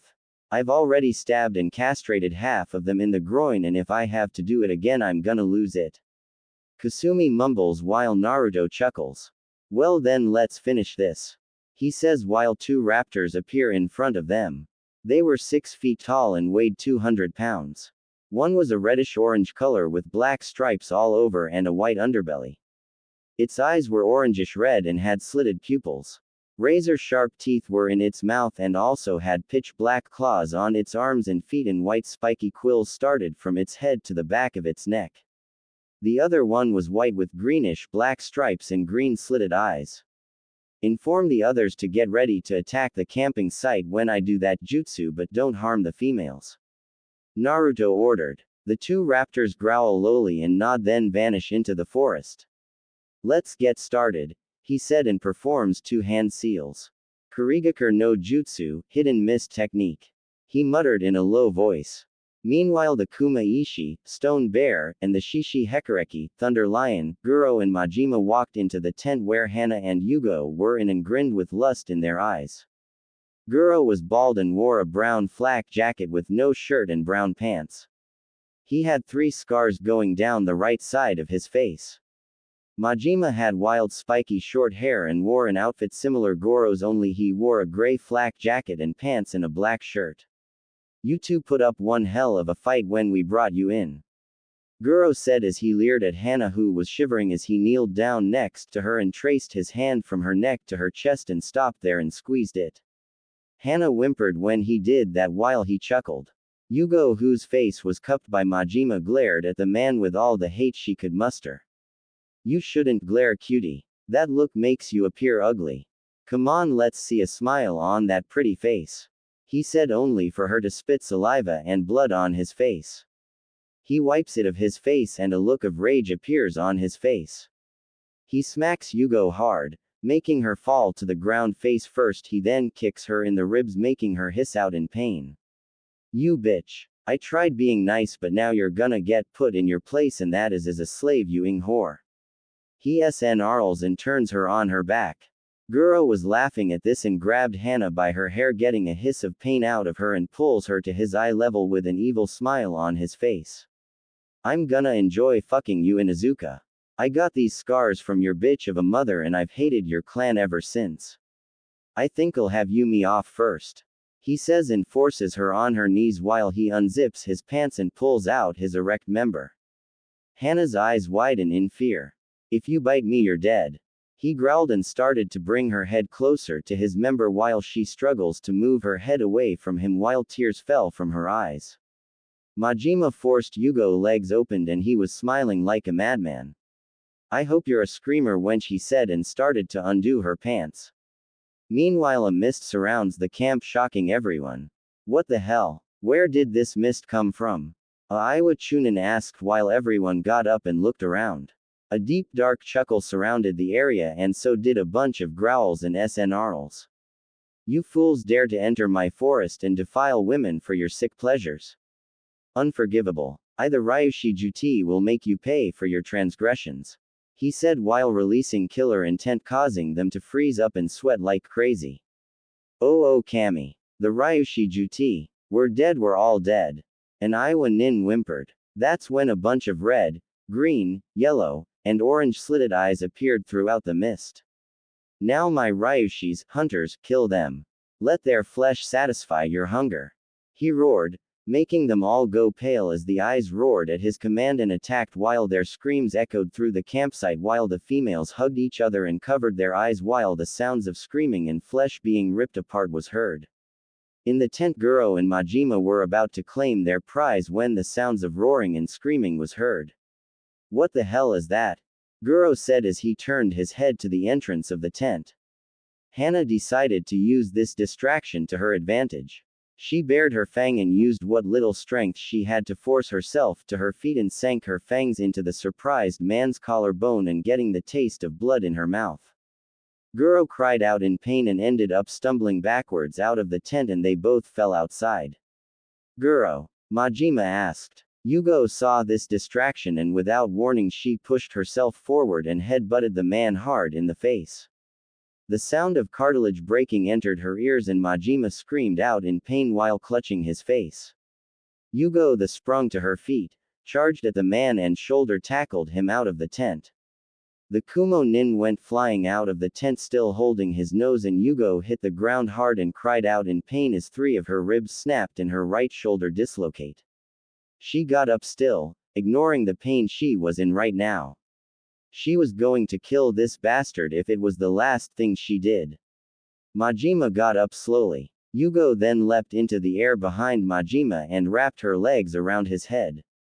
The weight from her body brought them both down and she tightened her grip on his neck while he struggled to pry her legs off his neck. I'm going to snap your neck, you son of a bitch. She cried while his legs flopped around wildly like a fish. Hana was on top of Guro with her canines inserted deeply into his collarbone. Blood squirted out as she twisted and dug her teeth into his flesh. Her eyes were slitted like her mother's and her appearance was more feral. If she died, she'll die fighting even if she could only use her teeth to fight. Aw, get the fuck off me, you bitch. Guro cried out as they rolled around the ground but she still kept her grip firm. I said get off, you fucking bitch. He yelled and started to punch her on the top of her head continuously. Hana grunted but still kept her grip on him.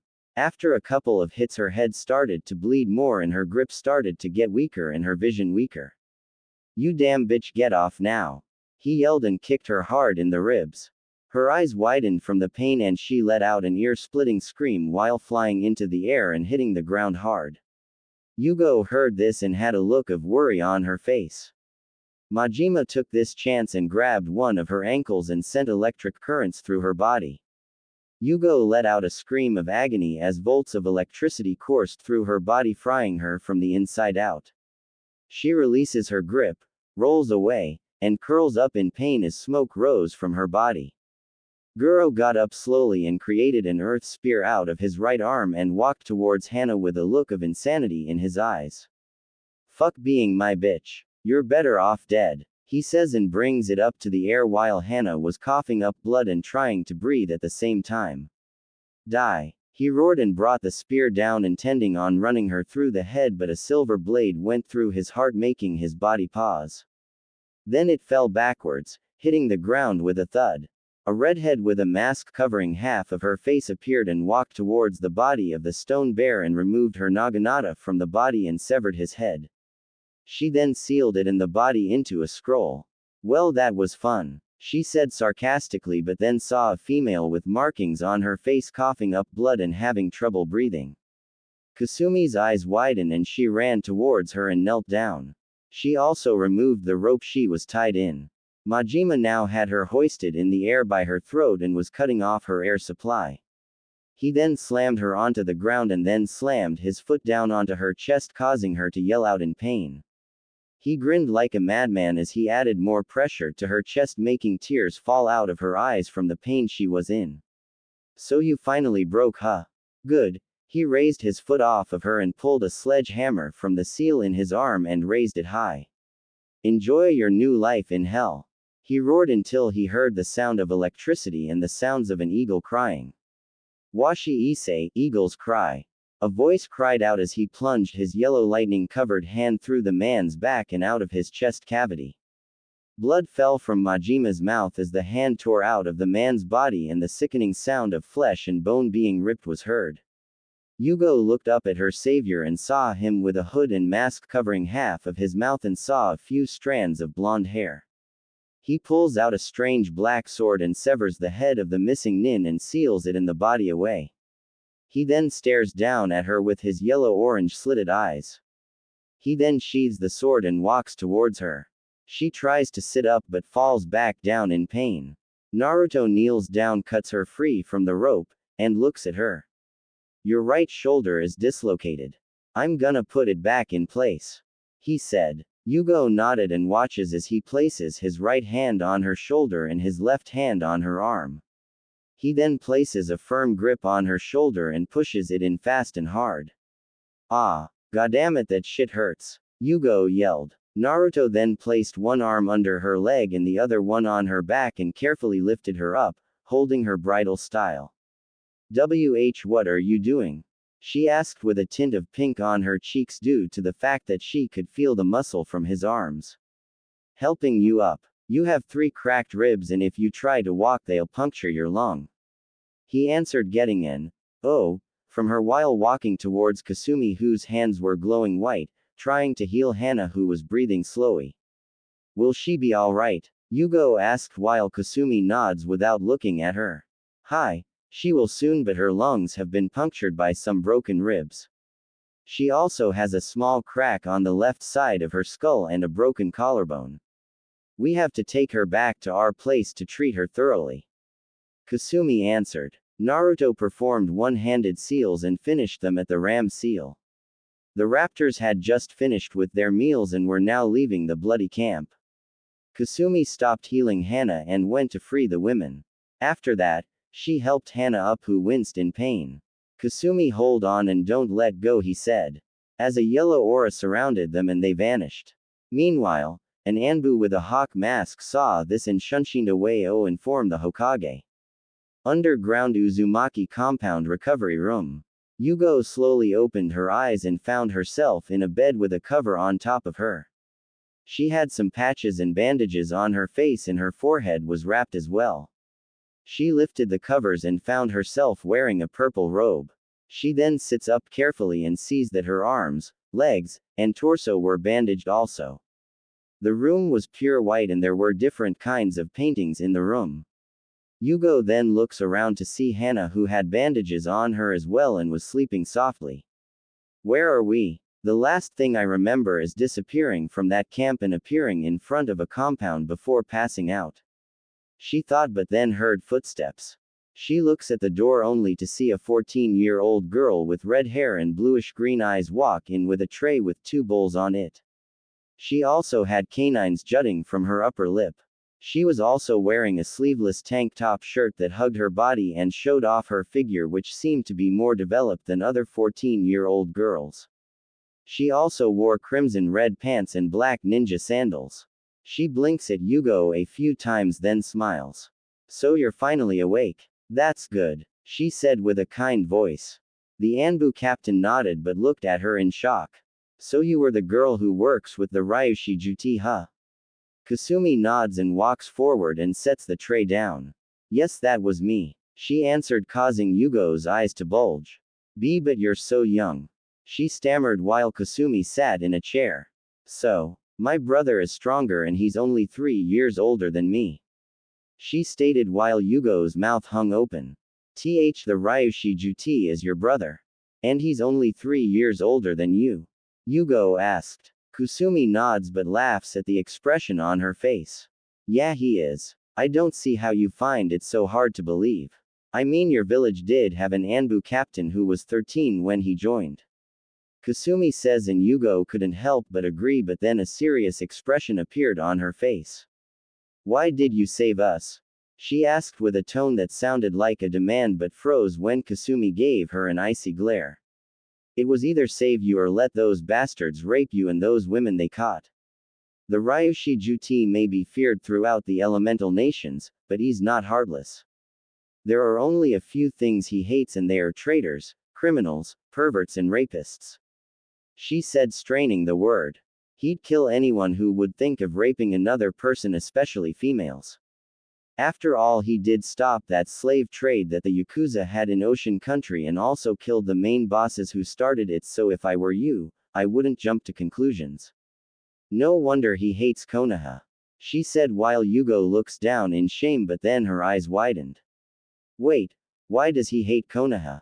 What did we ever do to him? She asked. You misunderstood me, Anbu-san. It's not Konoha he hates but the people who run the village. He stated that the ones who run the village are arrogant, short-minded, corrupt, and power-hungry fools who'd stab each other in the back because they trust no one. Kusumi replied, which caused Yugo to protest. That's not true. Not everyone in Konoha is like that. The Hokage is an honorable and respected person. She'd never stoop to being corrupt. Kusumi sighed. Again, you misunderstood me. I wasn't referring to the Hokage. I was referring to Konoha's council. I mean, it's their fault that the village is suffering right now due to the fact that they banished a ninja who not only saved the countries you were tied to but also because he failed to bring back a traitor who had a bloodline and went to an even bigger traitor. But what's worse about it is that he was banished for containing a biju, but not just any biju, the Kyuubi no Kitsune. Is that true or not? She asked in an icy tone. Yugo flinched at her words and looked at the sheets of her bed. It is true. A lot of countries are disgusted with what we did, even the ones who had jinchurikis. The fire daimyo is also disappointed with us and punished us for our actions towards the boy. Only 20% of us respected the yondaime's wish, but the rest, well, you know. I held no hatred for the boy and was even his bodyguard when he was little. He was the barrier that protected us from the Kyuubi's wrath, and those fools nearly destroyed it. She said while clenching her fists. I just hope that he's living a great life now that he doesn't have to look over his shoulder in fear anymore. She said with a sad smile on her face. Kusumi just looks at her and her expression softens. She looks over to see Hana groaning and opening her eyes. Why the hell does my head hurt so much? Feels like my skull was smashed in with a rock. She said and tilts her head and sees Yugo and a red-headed female looking at her. Yugo, who is that and where are we? She asked and sat up but groaned in pain. Kami, my ribs hurt. She whined, getting a giggle from Yugo, who also winced since her ribs hurt too. Kusumi chuckles but then gets up from the chair to get the 2 bowls of stew she had and walked over to Yugo's bed and handed her one. Thank you, she said while Kusumi walked over to Hana and gave her the other bowl. Thanks, Kusumi. Glad you're still with us, Inuzuka-san. She replied while Hana gave her a small smile. Just call me Hana, Kusumi. She replied, getting a nod from the girl. Do you have any aspirin? My head is killing me. Hana asked while the redhead pulls a bottle out of her pocket and hands it to her. Thank you, she says, popping the bottle off with her thumb and puts toe in her mouth, then swallows them. She grabs the spoon that was in the stew and scoops it up. She puts the spoon into her mouth and slurps the stew off and swallows it. Her eyes widen from the taste. Oh Kami, this is great, she said and eats more of it. Yugo does the same and her eyes widen as well.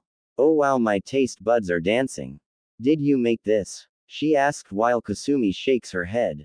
No, my brother did, she answered, getting shocked looks from them. Your brother cooks? Hana asked, shocked that a male could actually cook. Yep. He can practically cook anything from scratch. He can also clean, sew, garden, and can also make his own clothes. He's much better than mom because he doesn't leave holes in my pants. She said with a small blush on her face while Hana and Yugo's eyes were the size of dinner plates. Hana returned to normal and asked, "Is he close to my age and is he single?" She asked with stars in her eyes. Hana. Yugo yelled out but also couldn't help but wonder the same thing. You know, for two women who had just recovered, you sure do have loud voices, said a blonde male who walked in the recovery room.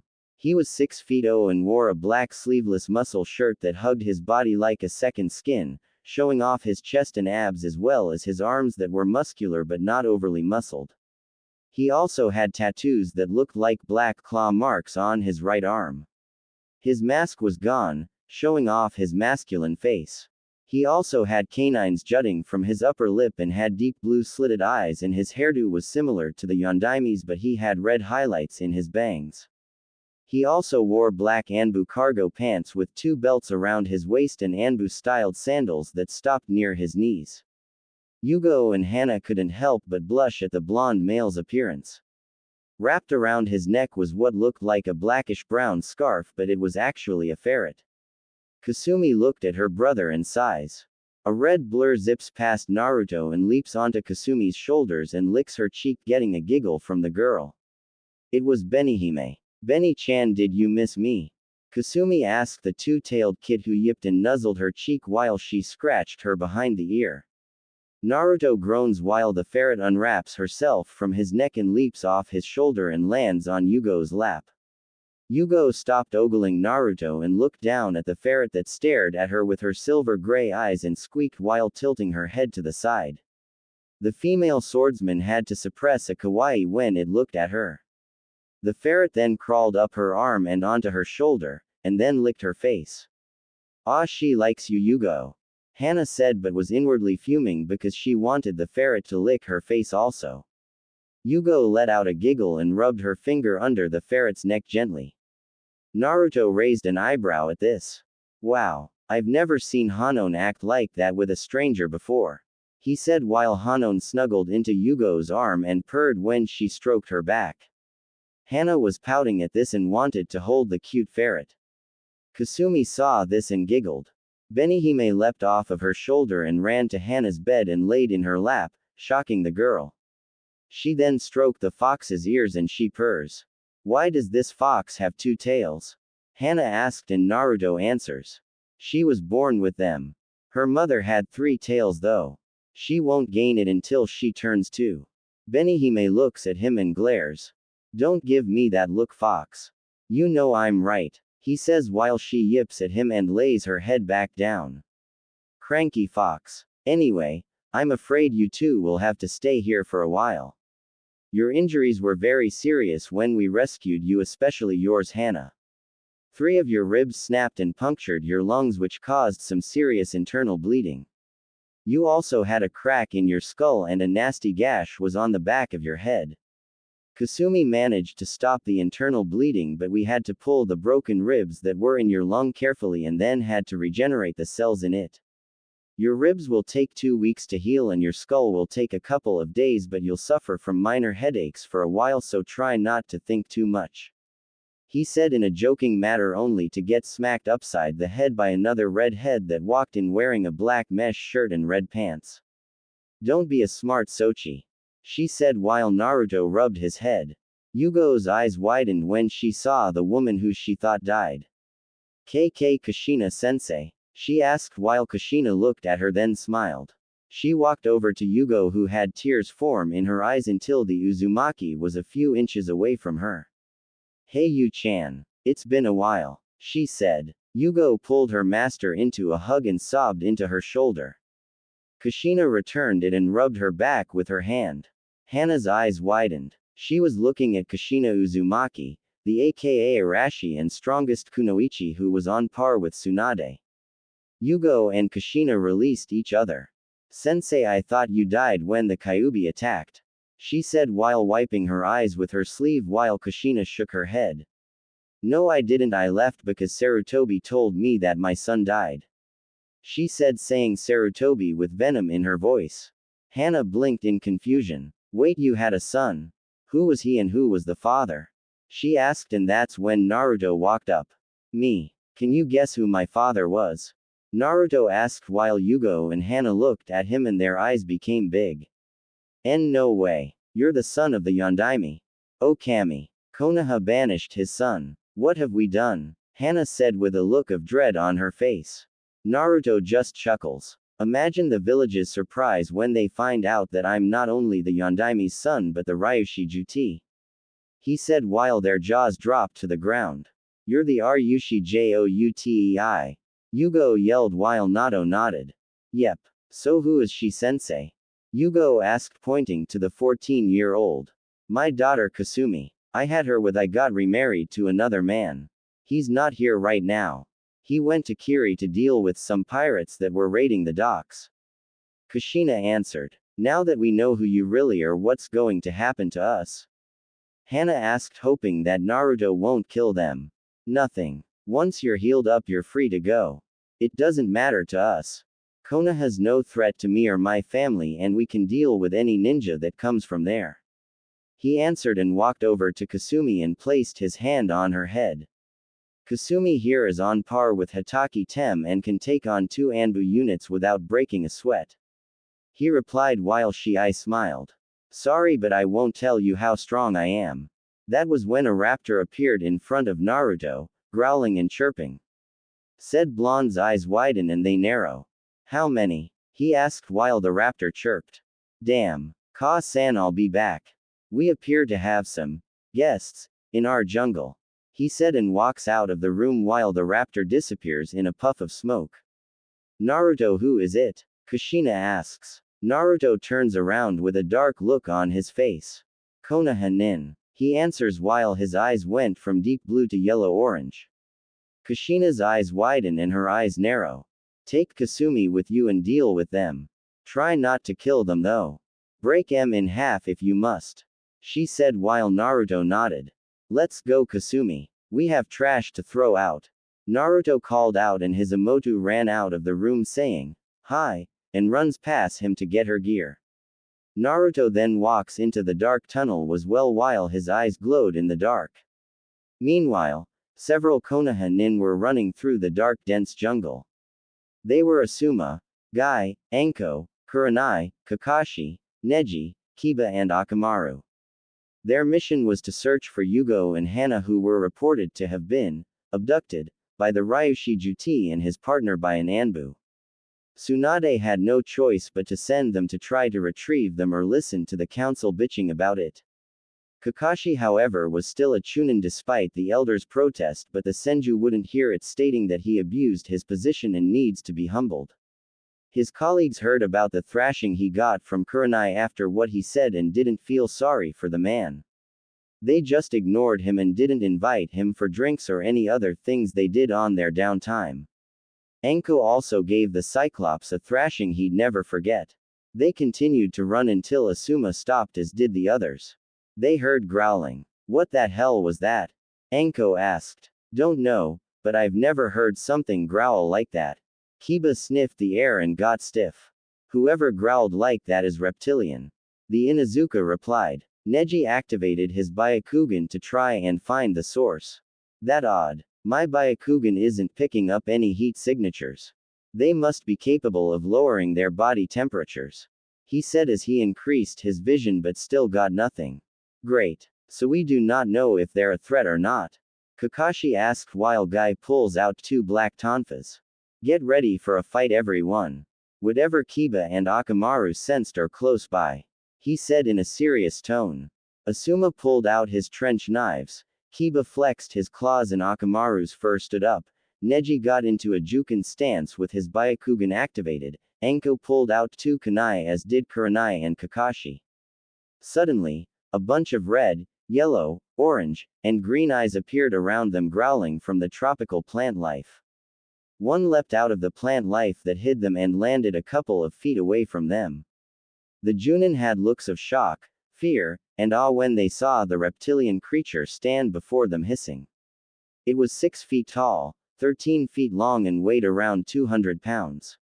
Its skin tone is a blackish brown color, had a two light blue stripes starting from its neck to the end of its tail and was white on the creature also had a crest on the middle of its nose that was red and it had feather quills on the back of its head that stopped to the end of its neck. Its red slitted eyes stared the Junin down. It also had a long thick tail that it could probably be used for combat, but that's not what got their attention. On its long arms were 3 pairs of long black curved claws that appeared to be razor sharp, and on its feet were 3 claws, but the third one was longer and stood straight up and looked like it could cut a person open with a mere twitch. The creature then snarled and opened its maw, revealing a pair of razor sharp teeth that could tear through flesh as if it were paper. Every Junin had wide eyes when they looked at it. What kind of animal is that? Kurenai asked while the raptor started to walk left and right in a slow fashion while eyeing his new prey.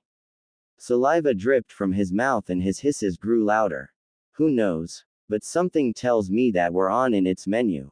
Neji replied. Akamaru tensed up more and growled at the bushes. 14 more of them came out of hiding, hissing and snarling at their new prey while approaching them slowly, flexing their claws and snapping their teeth a few times.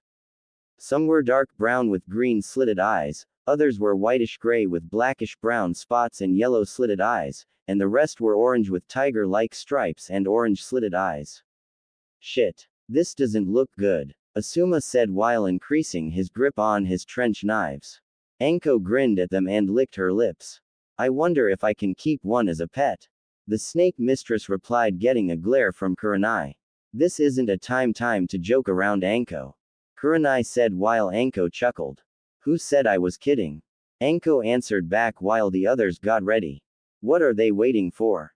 Kiba asked Neji. For their leader to order the attack. They're not just animals, Kiba. They're smart. They're a pack who works as a team like we do. I suggest we keep our distance from them. Their claws and teeth prove that they're proficient in close combat, which is bad for most of us. The Hyuga answered. Kiba snorted. So what? They're a bunch of overgrown lizards. I doubt they could take on an Inuzuka. He said arrogantly. The leader heard this and his eyes flared and he snarled loudly at the two-legged mammal. How dare that ninja mock us? I'm gonna enjoy ripping him apart. He ranted in his mind. He then lets out a roar and charges at the ninja who mocked him. Oh shit, he's coming for me. Kiba cried out as the predator moved at a speed that seemed impossible for a creature its size. Guy moved between the raptor and Kiba and swung the tonfa he had in his right arm at him. To everyone's surprise, it leapt over Guy, who was also shocked, landed on the ground, and still charged at the frightened Inuzuka with its maw opened wide and its claws ready to rip him apart. Before he could do that, Anko delivered a roundhouse kick to the leader's side and sent him tumbling on the ground. Anko glared at Kiba, who had the nerve to look sheepish. Don't get you mutter, next time I'll let him rip you apart. Anko said in a scary voice. The leader got back up on his feet and roared. The other roared back and charged at their new prey. Anko and the leader stared each other down. He growled at the scantily clad Kunoichi, who just smiled, which confused yet irritated the raptor. They circled each other, waiting for one to attack. The raptor just hissed and flexed his claws while Anko's grin became predatory. The leader then charged at Anko, who had her 2 kunai ready, and started snapping at her head. Anko dodged them, and after the 5th one, she kicked the hunter in its lower jaw, causing him to stagger back a little. He shook his head to get the stars out of his head and saw the snake mistress charge at him and swing one of her kunai at his throat. He moved sideways and snapped at her side, but she twisted her body and punched him on the side of his head. The raptor grunts a little from the punch but couldn't help but be impressed with this ninja's strength. Too bad he had to kill her. The ancient predator swung its large tail at the woman, who leaps over the attack and lands on the ground. The raptor then swipes at Anko's back with his claws and she barely dodges them. Her trench coat gets shredded from the bottom though. She looks down her ruined coat and glares at the raptor. You damn lizard, this is my favorite coat. I'll take your hide as compensation. She yelled and charged at the raptor, who roared back and charged towards her. While the Konoha nin were taking on the pack, 2 dark figures with yellow-orange eyes were watching the fight. It appears our friends have found the rotten leaves. Let's go, Kasumi. he said as he draws his katana from his back, as does she.